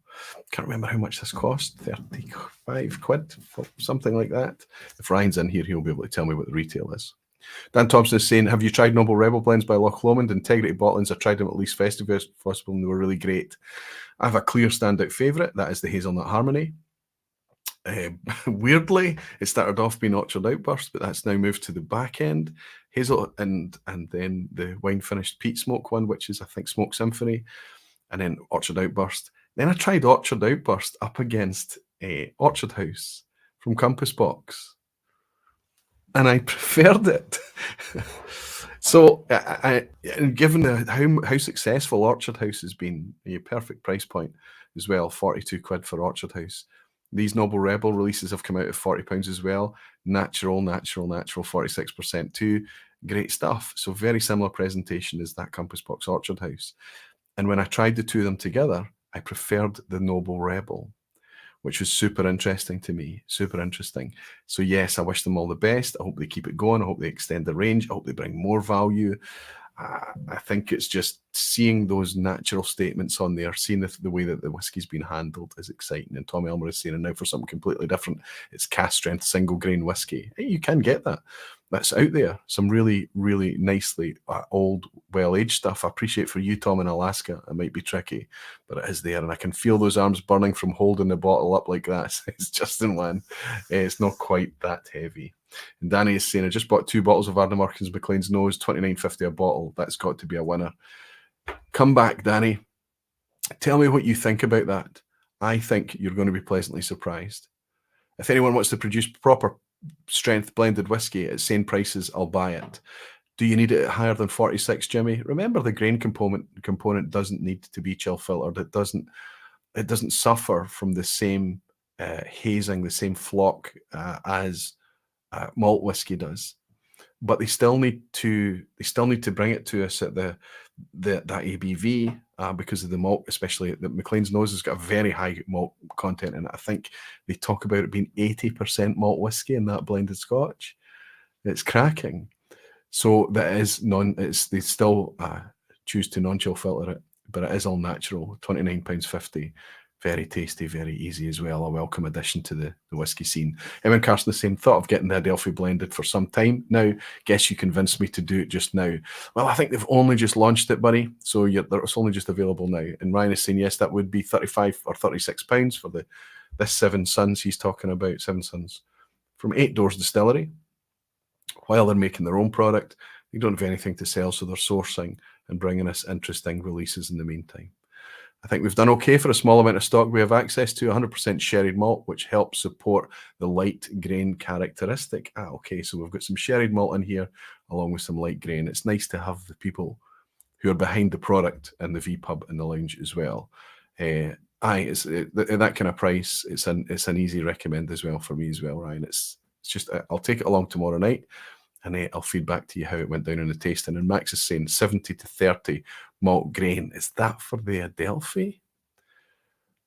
Adelphi? I thought it was 80-20. With Ardmurch and Campbelltown malts in there, etc. Okay. He is talking about that, so it could be 70-30. Justin Wance saying, Max, sorry about what bottle you talking about, the 70-30. I think he's talking about the Adelphi Maclean's Nose. And Helen is saying, also recommend the Loch Lomond 5-year blended whiskey. Another Michael Henry cracker. Listen, I've not even tried that yet. It's still here, it's still sealed, but that's such a special, interesting, weird bottle that I think I need to find a moment in the vPub to talk specifically about how interesting a thing that is. Danny Hibbington is saying it should arrive tomorrow. Ardna, it'll be great for the price. We'll report back. Terrific, Danny. Let's move on then. If we're going to deep dive, I think that book I finished on there, the Nick Morgan book, does straddle the line from beginner to deep dive. I think it's going to be, and the Billy Abbott book, honestly, it's going to be a good way to fill in gaps for folk that are a few years into whiskey as well and make them understand some basic concepts. But these three books are just going to light up the Whiskey Geek's life. The third one, I'm going to share it despite the fact that I'm only a few chapters in. Been flicking backwards and forwards through it, and I've been wooed by it. I was skeptical, but honestly, I'm quite wooed by it. It's here I'm going to talk about it. Let's talk about something different first. Let's stay on the topic of Nick Morgan. This book is totally on brand, totally Diageo, totally a story about Johnny Walker. It's The Long Stride by Nick Morgan. And yet, this is a belter of a book. This is fantastic, fantastic, fantastic. This is reading this type of book, reading the history, reading the depths of it. You're reading this knowing that it's a Diageo product. It's written about a Diageo product. You know all of that. So you have to, there's certain wee elements of it that you're just going to caveat, and we're not going to be able to question or whatever. It's just in there. It doesn't matter. Fascinating. Culture, history, the ups and downs of Scotch whisky, the things that have shaped Johnny Walker as to what it is today, that have shaped Diageo, DCL, everything. It's all in here and in a way, portrayed in a way that's distant, that's somehow removed and yet reflective of. It is about Johnny Walker. It's absolutely about Johnny Walker. But so much of this is about whiskey. The illustrations in here are fantastic. Lots of etchings, lots of drawings, lots of ancient pictures of ancient long-lost people. Just honestly, one of the books that over-delivered, if that makes sense, because I was kind of reading this book with narrow eyes, and then my eyes were opened a wee bit, and I thought, this is actually a good book. And then I heard that in annual appraisals, Nick Morgan, while he was still working at Diageo, this is anecdotal, I don't know if it's true, but every year they would say to him, what do you want to do? What's your aspirations? What do you want? He said, I want to write the Johnny Walker story. And he said it every year, I want to write the Johnny Walker story. And eventually he got his wish. Before he retired, they let him write the Johnny Walker story. So he's a complex man, right? Like all of us. However, this is an easy recommend. Yes, it's a geeky book. Yes, it's a deep dive. It's going to take you into areas of whiskey that you probably feel you don't need to know. But I think that it's wonderful for it. The book seems to really have not really to have added colour. There is colour in this book, sorry. I should be flicking through it. There's not a lot of colour in it. You are quite right. In fact, the colour plates are right at the back. Yeah, you're right, there's nothing in this. There is colour in it. There is a few. Yeah, there's a nice page. I think I remember a New York scene or something. Well, you're absolutely right. There we go. I found a colour page. And it is the New York scene. Like, it's mostly black and white. I'll admit that. It doesn't lose anything for it. And I think that despite this being a hardback book, I found it easy to reflect on history and almost kind of look back and feel like, the early advertising and it's a surprising book. I think that if you bought it thinking I just need to read up on the history of Johnny Walker, fine, but you're going to actually uncover a lot more than just a single brand. Jimmy Legg is saying, I'm glad it doesn't have a blue label. I mean, I've got one bottle of, I've got some old antique Johnny Walkers hanging around as well, but contemporary Johnny Walker, I've got one bottle of a green label down there. It's probably not where we're at, but where whiskey is at, Johnny Walker is part of that map, that landscape. Anyway, let's pour something. I'm going to open a bottle here to talk about this book. And again, the next two books I'm going to share with you, I have not fully read yet. I don't know if that means that I'm not allowed to recommend them, but it's just purely a time thing. Both of these books are relatively new. One of them I've had it in possession for 2 or 3 weeks, I don't know, something like that. And the other one I've only had in probably about the same. Not long enough to get through them. I should really take these plastic wrappers off before I uncork on the vPub. But I've got here a whiskey that I'm not familiar with for various reasons. This is Annandale in the Lowlands. Gorgeous place to visit. You must go and visit Annandale. Fantastic story of Renaissance and Restoration. Fantastic history. Very neatly linked with that Nick Morgan book on Johnny Walker. But the whiskey coming from Annandale, I still can't connect with it. It's not because it's bad whiskey. No, it's nothing to do with quality, nothing to do with flavour, nothing to do with any of that. It's just weirdly priced. Single casks, 60+% ABV, £120 each for 3 and 4 year old whiskey. Maybe we that now. Man of Swords, Man of Words I'm talking about. What they need out there is something like this. This is from an independent bottler. This is from David Stirk. This is his 7-year-old Annandale, and he put this entire range out there. I've got his Orkney down there as well. I felt like I'd tried this. I feel like I have tried it, but I've obviously not opened this bottle. This is an Annandale that I can potentially try and connect with because it was inexpensive. I think it was about 50 quid, 60 quid, something like that. 50% ABV. So it has been reduced a bit. That's what it probably needs, honestly speaking. All of this range came out at 50% ABV as well. Got to doff my cap to that. That kind of brings things down a wee bit in terms of price. Still keeps the ABV up there to make chill filtration and all of that kind of stuff not an issue. And also bring that kind of grip and flavour communication that we like at the higher ABV. So I think it's a good balance. Certainly enjoying that Highland Park down there that I paid £70 for a 16-year-old Highland Park from this range. Fantastic value too, and one of the tastiest Highland Parks I've had recently. I believe I opened that on a vPub. The nose here, I've stuck my nose right in. Wee bit, it's almost nosing a wee bit like there's a wine cask involved in here. No, it's from a single butt. This is distilled December 2015, bottled February 2023, so it's just a smite over 7 years old. So it's the sherry I'm smelling. Annandale. I think the only Annandale that I have on the shelf.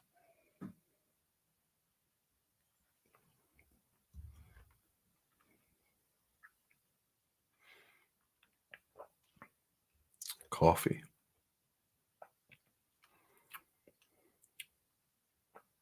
Wow.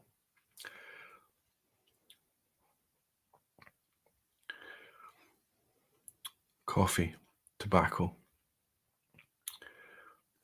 It's quite raw, quite jarring still, quite loud, reminiscent a little bit of Lags, Oloroso release, but much more bitterness in here. Dark chocolate, bitter, drying. Really quite fascinating, really quite interesting. I'm not going to review this bottle, of course. I'm just cracking the neck pour on this thing. But of course, I'm holding up a book that was put out recently by the guy who brought out those very same whiskies. Interestingly, a guy I met at the weekend for the first time ever. That's not true. I've met him and I've spoken to him briefly in the past, but it's always been over a festival table, so it's kind of busy. I got to actually spend some time speaking to him at the weekend. It was good fun too. This is a book that was needed, much needed.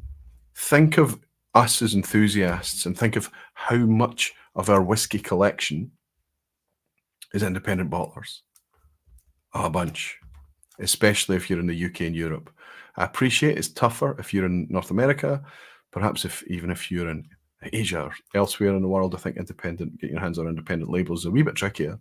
But generally speaking, if it was available, you would probably find as a whiskey enthusiast it made up much more of your collection. Isn't it amazing then that it took so long for somebody to put a ridiculously comprehensive book together about the concept of independent Scotch bottling? I remember when I got into whiskey and I was thinking, why is that bottle there from the distillery and that bottle from somebody else? Why would I buy that other one? Why would I buy the non-distillery bottle?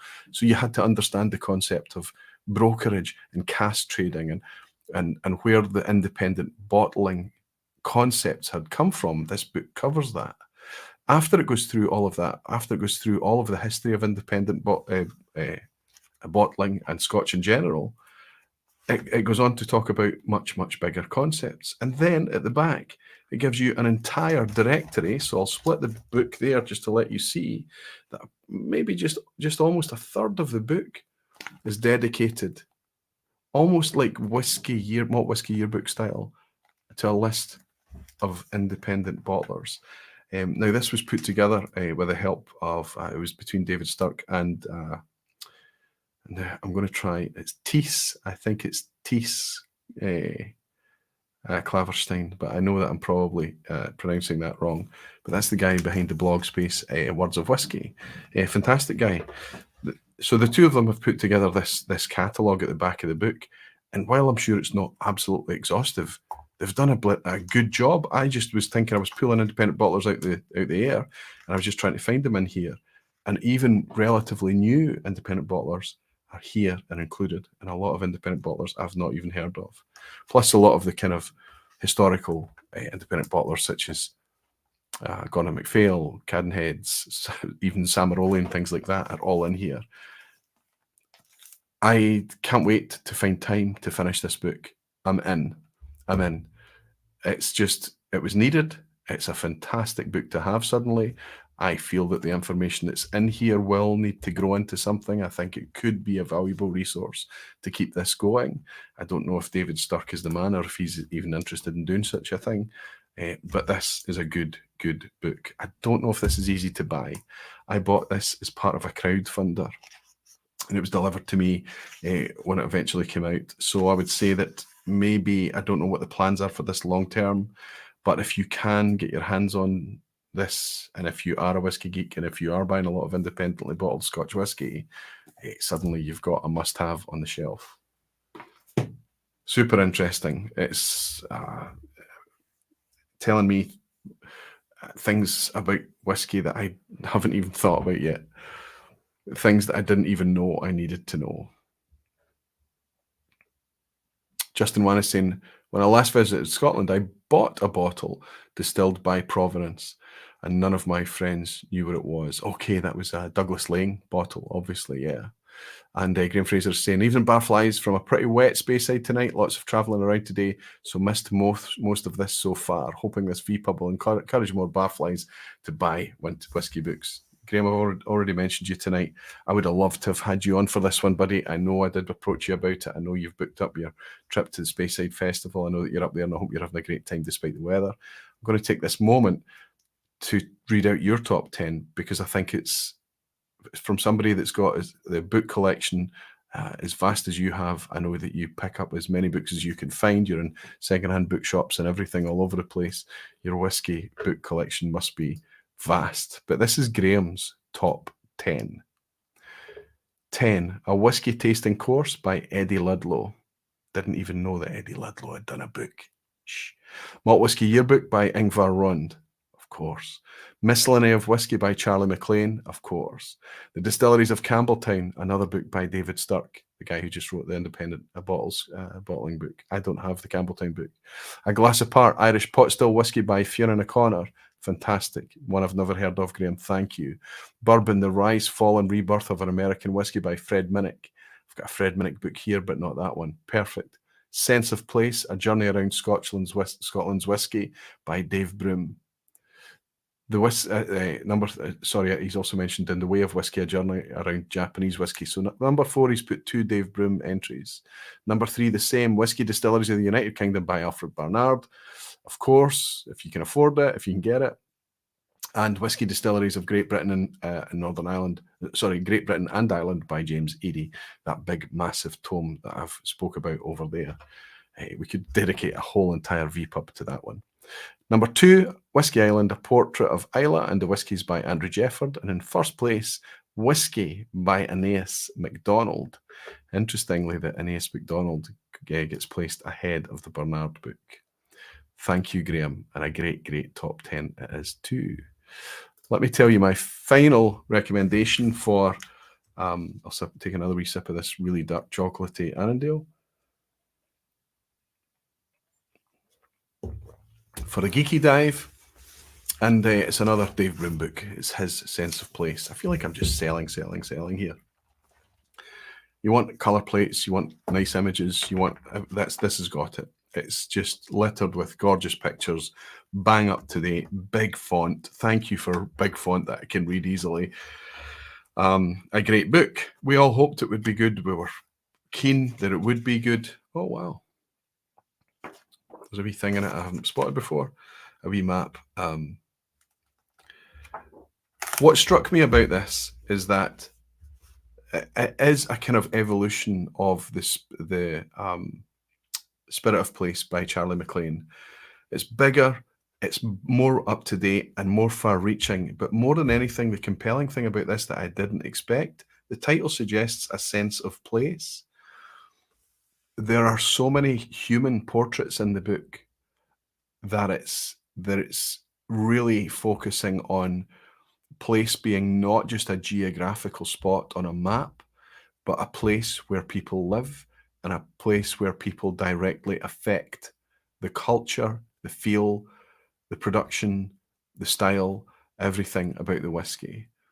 He's not just focusing on, you know, the people that are famous faces that have been in the industry for decades. Yes, there's people in here that have been doing it for a long time, but he's also featuring people that are bang up to date. Phil Thompson's in here.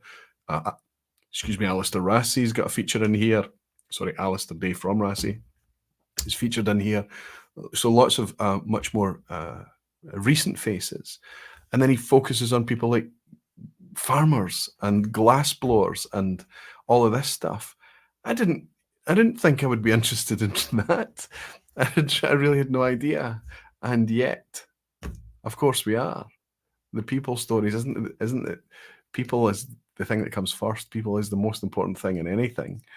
So it just makes sense. So, as I admitted, it's another one of those books that I wasn't sure about in the beginning, but then you read it and say, no, okay, this does not compete with Charlie's book, this kind of is Dave Broom's kind of much more musical, whimsical, bohemian type vibe that he brings to the writing and that attitude to it all, whereas Charlie is a much more kind of charming classical take on some similar concepts.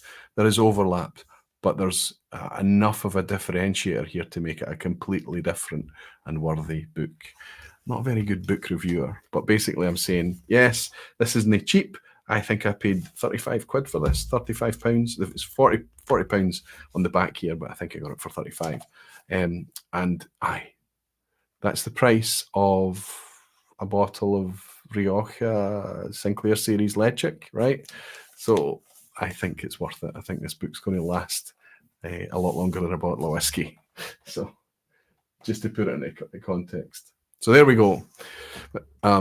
Recommending another wee Dave Broom tome there as well. Gino Camo is saying Roy should write his own book.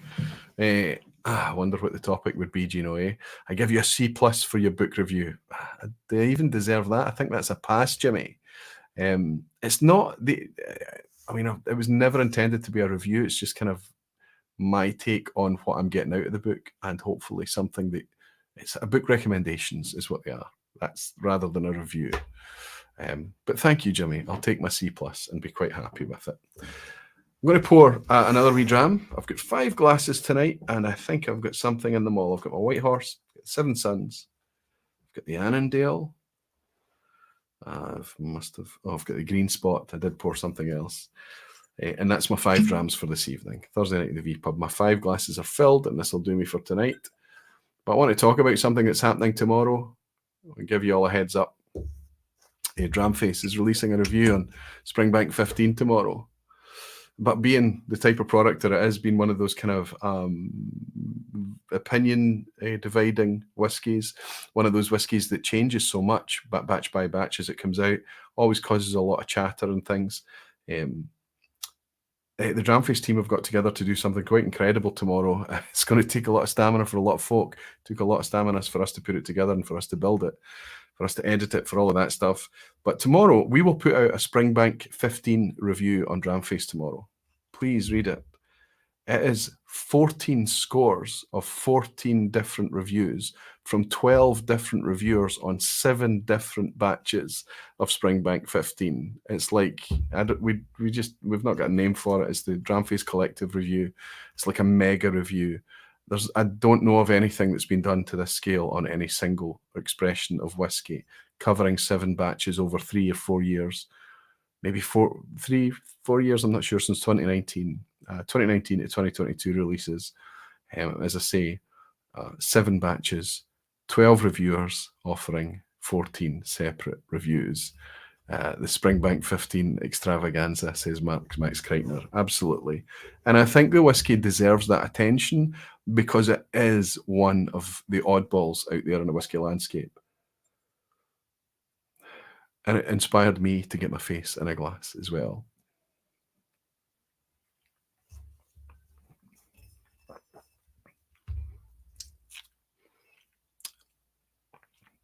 It does celebrate its batch variation very, very well. But I'm enjoying this one.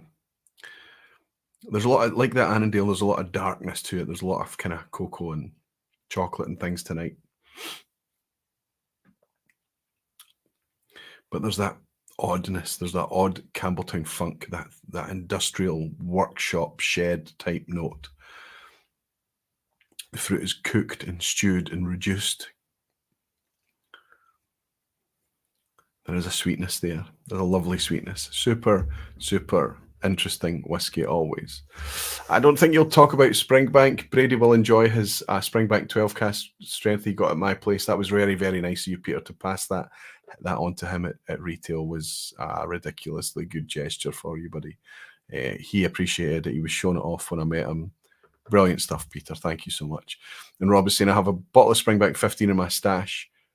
Get it open, Rob. What do you think about it? Sorry, I don't mean to bully you. It's your bottle. Do what you like with it. But it's an interesting one. It's one of those ones that people are either loving it or deciding that it's their least favourite of the Springbank range. Just interesting. Dominic Fife, good to see Dominic. An honorary mention for Pip Hill's book, Appreciating Whisky, The Founder's Tale and the Birth of SMWS. Aye, it's been mentioned quite a lot in the comments. Dominic, I hope you do put it in the comments underneath this video so people can read that and for prosperity going forward. Greg is saying, I'm beaten, Roy. I covered 4 different batches of Springbank 10 in a video recently. The old 100 proof kind of 5. Caught a 5th one, but too late for the video. Okay. So you're doing a similar thing. Batch variation. We need to celebrate it, Greg. Danny Heavington is saying, please, Roy, get Dramface on an app. I know it sounds lazy, but I'd love to get notifications every time content is added. Danny, content is added every single weekday. And with someone that needs to get their act together and getting the content out because it's waiting there to get prepped and built, cleaned up and prepared to go out for features on the weekend as well. We've got a backlog of content. It's wonderful stuff, and I'm a privilege to be part of it. Rob Smith is saying, haven't opened the Springbank 15 yet. No stress, Rob. I'm going to tell everyone what the folk that have waited to the end for Roy's really stupid book review, right? Very verbose, typically verbose book reviews. I'm going to share with you my 3 favourites. I'm going to tell you just now that if you don't own these books today, please make a wee effort to go out and pick them up as soon as possible. I have deliberately saved these till the end because these are my gem books. These are my friends. These are my absolute favorites. These are books that I've been inspired by, been wooed by, been amazed by, and I read them over and over and over again. And they're all very, very inexpensive as well. Hellswed is saying Spirit of Place is £15 and Sense of Place is £17 on Amazon at the moment. £17. Oops, I paid a wee bit over the odds, I think. I think I paid 35 or 34 or something, Helen. But that £15 for Charlie's book and 17 for Dave's book, that's a just amazing value. But anyway, I'm going to share my 3. My favourite, one of my original books, was actually a gift to me by the Whisky Rev way back when. And the stuff in it was just fantastic. This isn't that book. I think it could be the original book. I'm not sure. But I've bought it a few times. This is well thumbed. I've gifted it out like so many of the books that I enjoy. But this is an absolute gem from Charlie MacLean. And I'm always grateful to the Whisky Rev for gifting me this book way back when. This is Charlie MacLean's Miscellany of Whisky. Now, this, it says on here, new edition. There may be a newer edition than this one I'm holding up to you just now. The reason I'm holding this one up to you is this is the dog-eared one with all my pencil marks and thumb marks and things in it. I am not kidding to you when I say that when this channel started a way back when, some of the inspiration for the topics and the angles and things on whiskey came from this wee book of Miscellany. And I'm sure that if you were to read it, you might be able to spot some of the things I mention and say have come directly from the pen and ink of Charlie MacLean. This book is, I don't know, £10, £15 or something like that. Get a new up-to-date, the most up-to-date edition, and just bask in its little, compact, whimsical, charming glory. It's a belter of a wee book. It is difficult to pin down. It's easy to dip in and out of. It's not a read start to finish type book. It's just like nothing else. It's a charmer, and it's easily one of my favourite ever books. I recommend it, and I've recommended it on the vPub many times too. Charlie MacLean's Miscellany of Whisky. My other favourite book is easy. So many of you find this, and it's weird to recommend it, but I think this guy is the original ranter. This has been mentioned tonight. This is Aeneas MacDonald's Whisky, simply called Whisky. Now, this has got a foreword, and I think it's got some contextual things added to it by Ian Buxton when this was reprinted in 2016, I think. But this was originally written by Aeneas MacDonald in 1930. Interestingly, I think Aeneas had a temperance background, so you had to write under an alias. And as I've just been talking about Dramface, you know, we didn't invent the concept of an alias in whiskey. It's been getting done for a long time. And our Aeneas MacDonald was one of the first guys. I think his name was George Thompson from memory, something like that. But he needed anonymity to write this book about whiskey. The language in this book is of its time. it's fascinating to see him talking about whiskey, talking about where whiskey is in 1930. And then he just kind of pivots and rants and talks about it's very, very personal. It's very, this is like a whiskey blog written in a book in 1930. It's because it's written in 1930, you would think that it has little value today. There are so many people in whiskey today, me and you included, that would get so much benefit out of reading this all over again and realizing that there are patterns and things and realizing that this man had wisdom way ahead of his time. And we would do worse than listening to an Ace MacDonald almost 100 years after it was first printed. This book, you can pick it up. I picked this up for £10. It's repaid me multiple times over and over again. And when I get a little bit burnt out and cheesed off and annoyed about whiskey, I read a wee bit of Mr. MacDonald and it reignites the fire again. Terrific stuff. Justin Wan is saying, woke up early for this vPub and honestly didn't think I was going to enjoy it. How wrong I was. I got head off to work. I'll catch the rest on replay. Hey, Justin, you're an absolute star for stopping in before you go to work in the morning, my friend. You're a superstar and you're here all the time and I really appreciate it. And thank you once more for your very generous dram. Cheers, buddy. I hope Friday at work for you is stress-free. Now, I'm going to ask all of you to do two things. After the vPub is finished, go into the comments afterwards, maybe tomorrow morning, maybe over the weekend, I don't know. Put in your top 3 favorite books. Tell me, it's going to be really hard to do. Just pick 3, your 3 favorites. It doesn't matter if they overlap. It doesn't matter if lots of people have said it before you, because that's consensus. That means that people coming in afterwards looking for recommendation. It's a really good feeling when multiple people have mentioned the same book, so do that. The other thing I want you to do is much more immediate right now.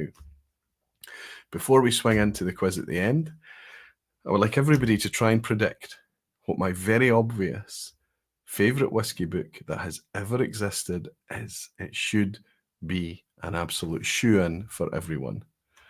Danny Hebington has just gifted 10 Aquavitae memberships. You superstar, you generous man, Danny. Thank you so much, buddy. So anybody that's picking up Danny's gift, you have access to Aquavitae barflies. You have access to those emojis and loyalty badges and colour up the chat and things like that. But the most important thing that you do if you stay supporting us in Aquavitae barfly is that you keep the vPub ad-free. You will never need to sit through random, bizarre YouTube ads, start, middle, or finish of the vPub. It's ad-free because of the work the barflies do. It's not how I'm funded. I'm funded through Patreon, you amazing Patreon folk, but that's what the barflies is. Hey, cheers, Danny. Who's getting it right? Tommy Elmer has got it right. Malt Whiskey Yearbook. Falsgraf has got it absolutely right. Yearbook. Black Fen Malt Whiskey Yearbook. Grain of Malt Whiskey Yearbook. And Whiskey and Wine Trails shocked if it isn't Malt Whiskey Yearbook. Here's the thing. It is and it isn't. I'm going to hold up the latest edition of the Malt Whiskey Yearbook. You know how important a thing this is. The people who have messaged me and said, I've never bought the Malt Whiskey Yearbook before, Roy, but after hearing you evangelize about it, I bought it, and oh my goodness, how did I ever cope without it? It's just how there's so much in this little annual publication. And yet, this is the biggest book I have. By far the biggest. It's the most used. This is my newest copy, actually. I've been through a few of these again. I like giving them out. If I've got one rolled up in my backpack or something like that, maybe we get talking about it and I just leave it with somebody in the pot still or whatever it may be, knowing that I've got another copy at home, at least one more. The reason this is the biggest book is because of how much I rely on it. You might know how much it's fueled and helped build the quiz at the end, how it inspires me about whiskey topics. But it's also physically the biggest book because this is a very narrow edition every year. But if I look at the space that it's taken up on my whiskey bookshelf down there, it's like this. And it builds up year after year after year. And don't think that it's just going to, those older ones are just going to gather dust because they do not. Ingvar puts fresh content in this every year. Fresh updates on all the distilleries, all the data, fresh editorial content on completely different topics year after year after year that is evergreen content. I will never tire of actively selling this book because I know that one day, should this not exist anymore, would be a very sad day for whiskey and whiskey enthusiasts generally. If you buy one book from everything that I've spoken about tonight and you don't own this, please let it be this book. It just becomes a friend, a whiskey friend. Greg's Whiskey Guide, yep, 2023, the one I'm in this year and not at the same time. How weird. Congratulations, Greg. And Danny is saying, just bought my first year book last week. It's an amazing whiskey book, and I didn't even know it. Exactly what I'm talking about, Danny. Graham Fraser is quite rightly predicting the malt whiskey yearbook. Absolutely. Tell me, somebody, if there's somebody in here that hasn't got anything from the malt whiskey yearbook, please share it with me. Share it with me. I cannot believe it could be true. So there we go, my 3 favourite books. Anais MacDonald's Whiskey, the fantastic Malt Whiskey Yearbook, and of course Charlie MacLean's Miscellany of Whiskey. They're all very inexpensive too, and none of them are over £15, usually about £10. So I'm picking books as well. It just, the value is out. It's not in doubt. It's fantastic. I'm pulling up the quiz now as we speak. Hoping we can all enjoy getting our quiz at the end on. I was quite stunning last week in the Isle of Rassy, that quiz, that very Rassy-focused quiz. So many people in the lounge had 9 out of 9 and they were waiting, and the asshat just came along, including Alistair Day, who was quite miffed afterwards. He only got a 9 out of 10, and his wife, Sharon, got a 10. Sorry, he got a 9 out of 10. I think I said that. And his wife, Sharon, got a 10 out of 10, along with Gabriel and Ailey as well. They were live. I didn't see anybody in the lounge that got a 10 out of 10 last week. If you managed last week, then well done to you, because it wasn't easy in the end. It looked like it was going to be a shoe-in for somebody getting a 10 out of 10. I do predict that somebody's going to get a 10 out of 10 tonight. So listen, we dropped below 200 now. This was Springtime Watch. The viewing figures are always a wee bit quieter. And it was a very kind of esoteric topic, me talking about whiskey books rather than talking about bottles that we can all go out and buy, right? But that's what the vPub's about. The content that I'm putting out here isn't just for a Thursday night. It's for much longer down the line as well. I hope you've enjoyed being here. I've enjoyed hanging out on my usual Thursday night with you all. So if you're dipping out before the quiz at the end, thank you very, very much for watching. If you're thinking about trying your hand at the quiz at the end, please stay. You might find it a wee bit easier tonight. I know I kind of promise that quite a lot, and I don't always deliver. It's difficult to judge. There's no theme tonight. It's just a regular traditional vPub quiz at the end. Don't remind me of the asshat, says Rob Smith. So he's smarting, I guess, from last week. And Greg's Whiskey Guide is saying it's awesome that your biggest recommendations are great value and Deedroy. Yes, that's always the easiest things to recommend. Things that even if people don't enjoy them too much, they've not spent too much money on it. Graham Fraser saying the Malt Whiskey Yearbook has always been a must-buy. I've collected the full set over the years. Only Graham Fraser. So that means you've got the 2 I don't have. I don't have the first 2. TF is saying, good night, Aquavita and all. So I need to get some sleep, early shift tomorrow. Thank you for another wonderful vPub. Thank you for joining, TF. So nice of you to drop in. Good luck, everyone. Quiz at the end is just about to roll in. It's always multiple choice. You can always keep your score to yourself. You don't need to compete. But it's nice if you do. Let's just have some fun with it.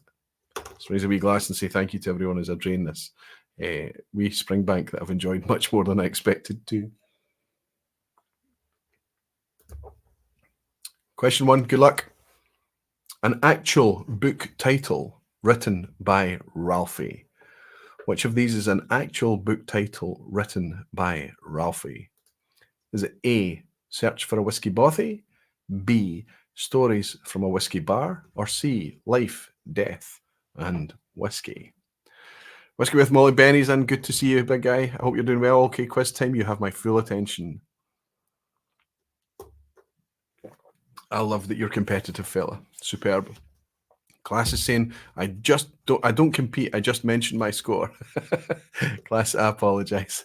No, what I mean is if somebody doesn't want to share their score, that's absolutely fine. They can keep it to themselves and just play along. So many of you have worked me out already. Fantastic. We've got a freebie to start. So many of you have spotted that this is the opposite of an ass hat. This is a freebie. All three of those are valid answers tonight. Everybody gets 1 out of 1. Nobody scores a donut on tonight's vPub. It won't always be like that, but occasionally we'll give away freebies. All three of those are valid titles. It's going to get a wee bit trickier from here on in. Not immediately. Question 2. The Miscellany of Whisky is written by which of these esteemed writers? I think another freebie. The Miscellany of Whisky is written by whom?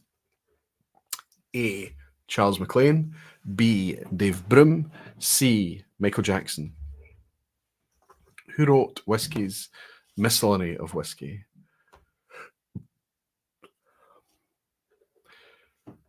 Yeah, a donut, Sugar Kitty. That's when it's a 0. And you're thinking of, obviously, I've made you hungry now. Donut. Just talking about it. I'm actually quite peckish myself. We had stir fry for dinner this evening, and I was pretty full after it, but I think could do with a wee top up, maybe a wee snack before bed. Everybody seems to think that the Miscellany of Whisky is written by Charles MacLean. And of course, Greg's booking it already with a 2 out of 2. You're absolutely right. Charlie did write The Miscellany of Whisky, one of my favourites that I recommended right at the end there. It will get a wee bit trickier from here on in. Question 3, which is the first of Diageo's distilleries to appear in the malt distillery section of every malt whisky yearbook? Which is the first of Diageo's distilleries to appear in the malt distillery section of every malt whisky yearbook? Is it A, a Thrusk, B, Aberfeldy, or C, Benrinnes? Which Diageo distillery appears first in the malt distilleries listing? Sugar Kitty saying best donut, blueberry icing with marshmallow circle and a graham cracker. You would say graham cracker, right? In the middle. A Smurf belly button. Oh dear. Bimo is saying black banana skin, extra slippy. And Jimmy Leg is saying, oops, is Aberfeldy Diageo? Jimmy is spotting the banana skin there. I can tell you that I don't think anybody slipped for that banana skin. Aberfeldy, once upon a time, a long time ago, was indeed a Diageo distillery. Before it was Diageo, it was back when it was DCL, but it is now a Dewar's distillery.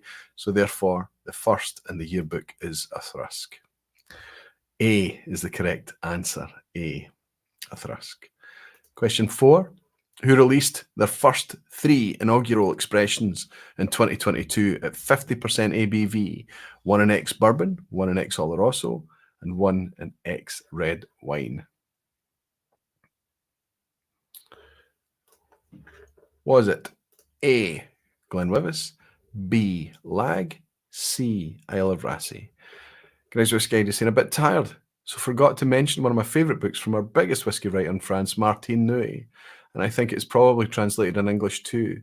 Hatshit Guide of Whisky. I remember that she did one called The Table or something, or A Table. I met and spent some time with Martine, as you know, Greg, when I was over in Isla back in, when did Ardnahole launch? 2019 or something. And she was utterly charming. I didn't realise I was in the presence of such a well-known, established writer.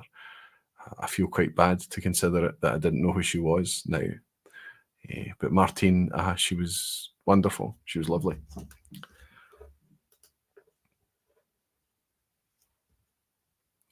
I was waiting for Lindors, though, says James Morgan. 3 inaugural expressions in 2022. Well, I think most of you have absolutely got this right. 3 inaugural expressions released at 50% in 2022, all within a very close window. The bourbon came out first, but then the 2 others came out quickly afterwards. Was, of course, Lag on the island of Aaron.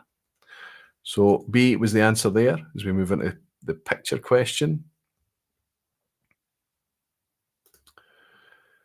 We've got an image here.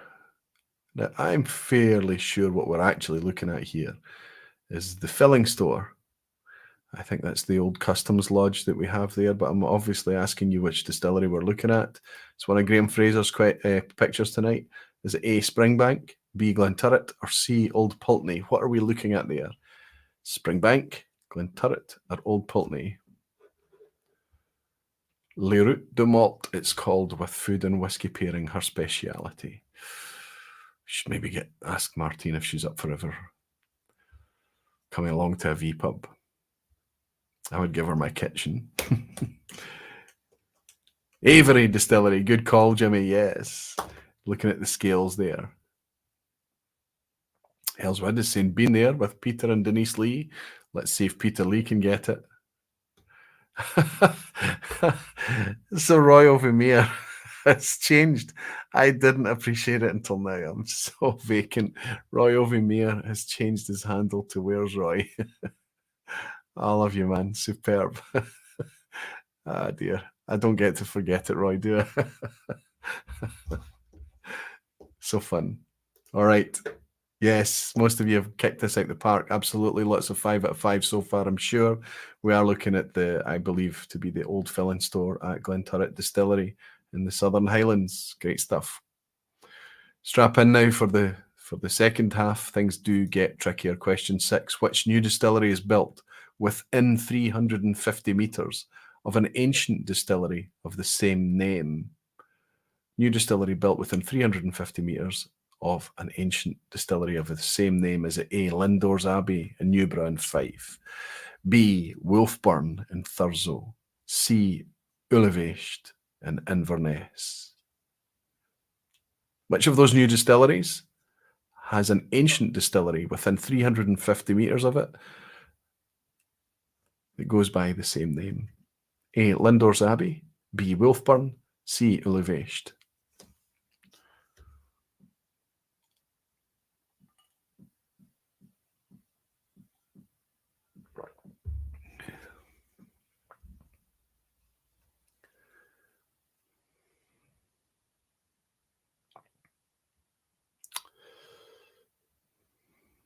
There should be a banana skin here. There should be a banana skin. But I may waiver it for those of you who want to contest it. The answer is actually not Lindores Abbey. Lindores Abbey was obviously based on the same locale as Lindores Abbey, which did distill, apparently. They have excavated and found what they believe to be an old still site, but it was essentially where monks hung out. It was an abbey.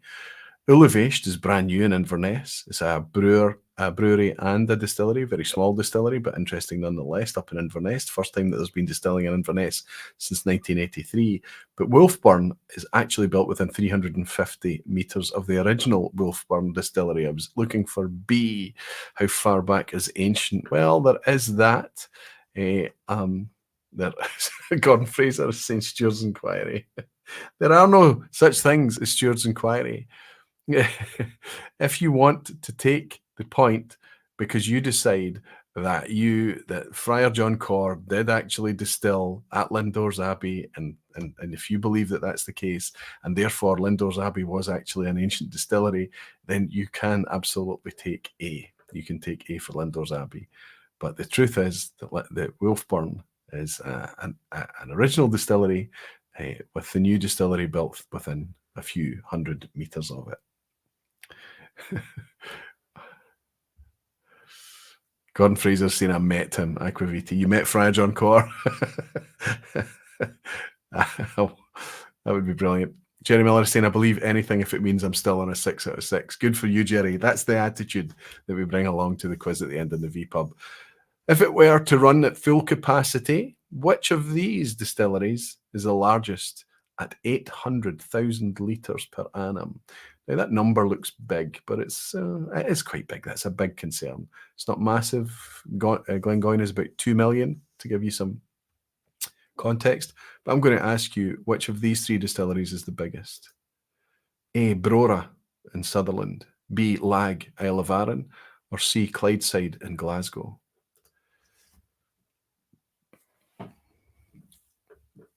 Don't need a 10 that bad. I passed, so I'm good, says Tom. I love the pragmatism. Good for you. I believe, says Rob Smith. Take your point, Rob. It's terrific. Sugar Kitty saying some of us are probably old enough to have done that. Scotty C is in. Sorry, Scotty S is in. Good to see you, Scotty. Doing very well. Good to see you here, buddy. Good to welcome you in the vPub always. I can tell you that the biggest of those three distilleries, surprisingly, is Brora. Lag is about 750,000 litres, just a wee bit smaller. And Clydeside is a wee bit smaller again, about 600,000 litres. But Brora is 800,000 litres per annum. Now, being bigger than Clydeside, being bigger and producing more whiskey than Lag, does that mean that Brora will come out at a similar price point as those two? I'm not holding my breath. Quite a few years away. Question 8. Of the world's top 30 whiskey brands, how many are owned or part-owned by Diageo? So this is not the biggest distilleries. This is not anything other than the biggest whiskey brands. Okay, so just focus on that. It's the data gleaned from the back pages of the Malt Whisky Yearbook.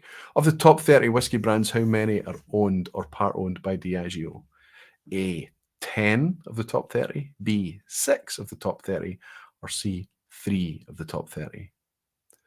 So we've got an option there of 10 would be about 33%, about a third. 6 would be about 20%, and 3 is about 10%. Jimmy Legacy and brands, blech. I know exactly where you're coming from, Jimmy.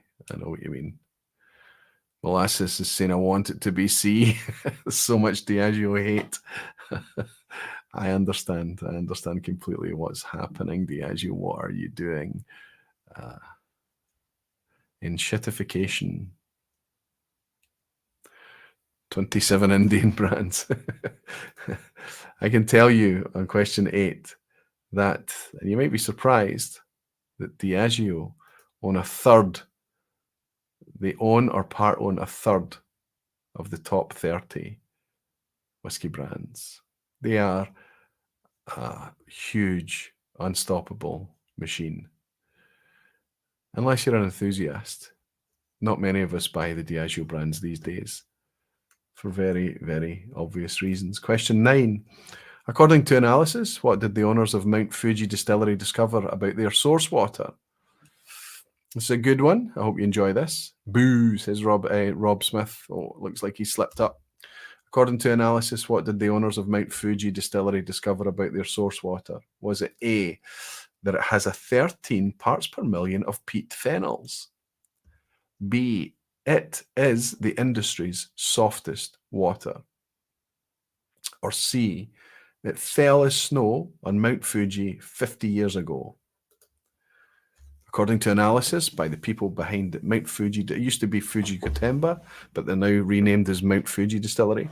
What did they discover during their analysis about their source water? That it has peat phenols to a level of 13 parts per million, that it's the industry's softest water, or that it fell as snow on Mount Fuji 50 years ago?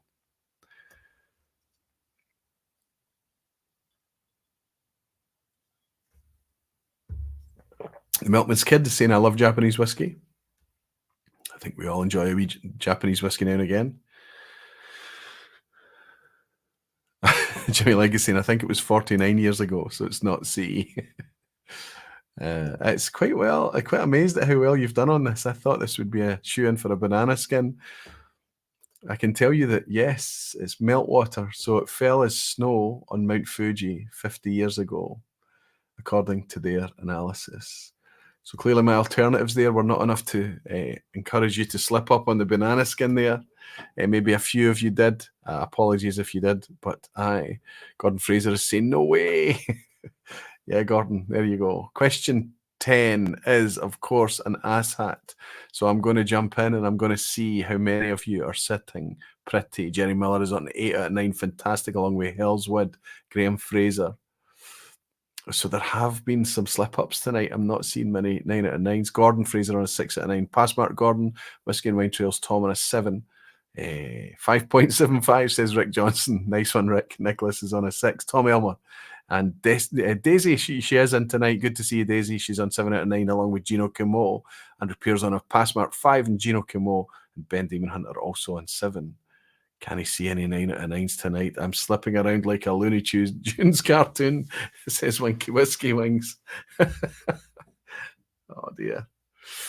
Looks like I've failed again to give out a 10 out of 10 on the vPub quiz at the end. Maybe somebody that's picking it up on replay, or maybe somebody that's playing a wee bit quieter, like a barfly on the wall, is sitting there on 9 out of 9 waiting on this brutal asshat at the end to take the wind out of anyone's sails. Here we go. Some of the Scotch malt producing tea distilleries are T for Tullibardine, T for Tamnavulin, T for Tomatin. But how many are there in total? Is it about the same as A, operating distilleries on Islay, B, operating island distilleries, not including Islay, or C, operating distilleries beginning with S? How many distilleries beginning with T are there? About the same as the amount of Islay distilleries that there are, or the amount of island distilleries that there are, or the amount of distilleries that are beginning with S?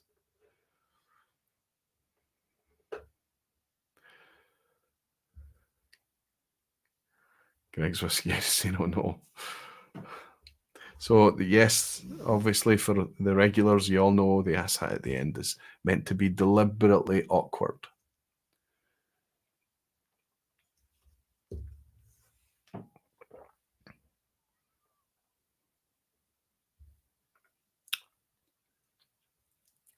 Wow.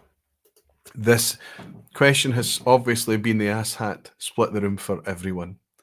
I can tell you that distilleries beginning with T are as follows: Talisker, Tamdhu, Tamnavulin, Chininic, Tobermory, Tomatin, Tomintoul, Torravake, Tormore, Tulvadi, and Tullibardine.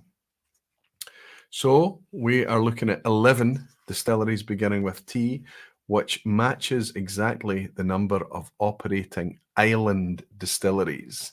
There are 9 distilleries operating on Islay, and there are only 7 distilleries beginning with S: Scapa, Speyburn, Speyside, Springbank, Strathyla, Strathmill, and Strathearn. None of you will be surprised at which book I managed to glean that information from very quickly and very easily. My Malt Whisky Yearbook. We've got Gordon Fraser saying woo, so it looks like a celebration there. A Kyle Taylor with 8 out of 10. Kyle, that's a fantastic score tonight, along with Max Kreitner. Whiskey with Molly Ben is a 9 out of 10. That could take the laurels tonight. Gordon Fraser on 7. Gordon Fraser, yep, I did. You were saying woo earlier. Gino Kimo is saying 8 out of 10 / 7 out of 10. Jimmy Jazz on 7 out of 10. Good to see you, Jimmy. I hope you're doing well. I hope you're rested and back home, buddy. Brilliant to hang out with you again. Always a pleasure. Yeah, Jimmy came all the way over from the States to go to travel to. He was in England first in London and came down to Limburg. Terrific stuff. Nicholas on a 6 out of 10. Good for you, Nicholas. Andrew Butler, tremendous. Andrew, another strong score. So there's another 9 out of 10 to match Ben. Whiskey with Molly. Oops, just as it jumps. I'll take it. Rob Smith saying on a 7 out of 10. Good for you, Rob. BMO is on a 7 out of 10. Hellswood is saying bugger, 8 out of 10. Still a great score. Still a great score. Papa Q, good to see you, Papa Q, on a 6 out of 10. 8 out of 10 for Juice Terry. Good to see you in, Juice Terry. Brilliant to have you here. Chris Pollock on an 8 as well. Petehead Frank on 6. Still a pass mark, Frank. Whisky and Wine Trails on a 7. Terrific stuff. Good scores, good scores, good scores. I can't see any. 9 out of 10 for Class Facet. I'm happy with this result. He's shouting. Good for you, Class. Good for you, buddy. Celebrating it. Scotty S on a pass mark, 6 out of 10. Peter Lee saying, damn, 8 out of 10. Still a good score, Peter. And Desi is saying 8 out of 10. Lucky guesses on the last one. Good for you, Desi. Wonderful to see you hanging out with us tonight. Sandro Fazzolari is saying, ciao, grazie, Roy, for another excellent, informative vPub. Grazie mille to you also, Sandro. Wonderful to welcome you in again. Molasses saying, my copy of the yearbook does not include the ASAT section. Oh dear, of course it doesn't. Sorry, Mike. Yeah, the ASAT section is kind of something that we add on here. And super interesting vPub with plenty of food for thought.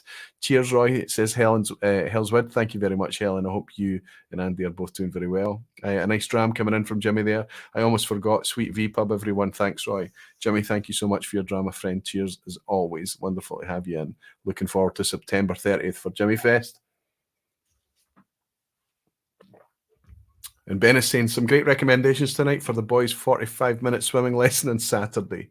Perfect. So where you'd normally have your face in the phone, and I don't mean to be preachy, sorry, but I think it's perfect, Ben. I think you make a good point, especially if it's one of those wee books that you can keep in a jacket pocket or something like that and pull out a book and read a book.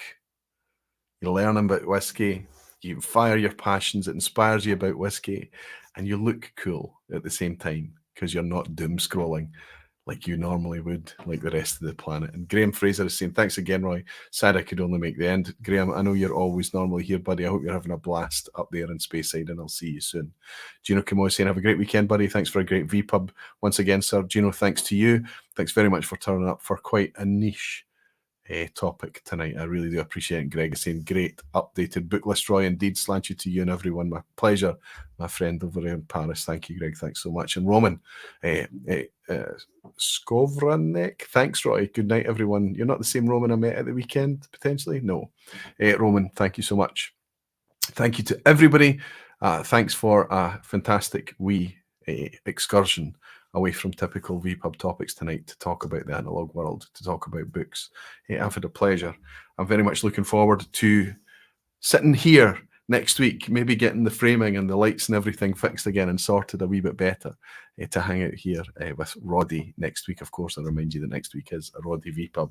Get your emoji at the ready. Danny Hebbington has bought me a dram and a Dying Embers, saying Roy is not only a connoisseur, he is a libertarian. After the questions and the quiz at the end, Danny, I think there's a lot of people with much harsher words than that. So I'll raise this dram and say thank you for your generous dram. Thanks, Danny. Thanks very much, buddy. Cheers to you. Peter is saying, Aquavita, no cocktails next week. There's the Roddy emojis lighting the chat up. Fantastic. We do not have a plan to bring cocktails next week. I don't think it's going to feature, but the topic is going to be around focused on age statements. If you want to play along, partner up with somebody, pick a partner, and send them 3 blind drams. Send them something that's young, send them something that's old, and send them something that's interesting or in between. And then play a game of all you want to hear back is not what distillery it's from, not what country it's from, nothing other than what age does this whiskey taste like. And that's kind of going to form the core for next week's Roddy and Roy vPub topic. We're going to be talking about age statements and everything that revolves around that. Danny Hebbington is saying, librarian. Okay, fantastic. That makes more sense, Danny. Thank you. And Ben is saying maybe in a few weeks we can have a treble. And Jimmy Legg is saying 1 slap for every cocktail made next week. Aquavite, yes, violence. Oh my goodness, I need to close this down. Violence. Roddy and I will not be slapping each other, but you can play your own game if you like, if you're going to be exchanging drams. And Dan Thompson is saying, cheers for a great vPub. Had a stressful week and it's been great to just chill in the vPub. Dan, Jimmy, Whiskey with Molly, and Danny, thank you all for participating, and congrats on the quiz scores. I'm going to raise this wee glass of Annandale. Remind you that you're all very dearly loved, and I look forward to hanging out with you with Roddy next week. And until then, Slanchiva.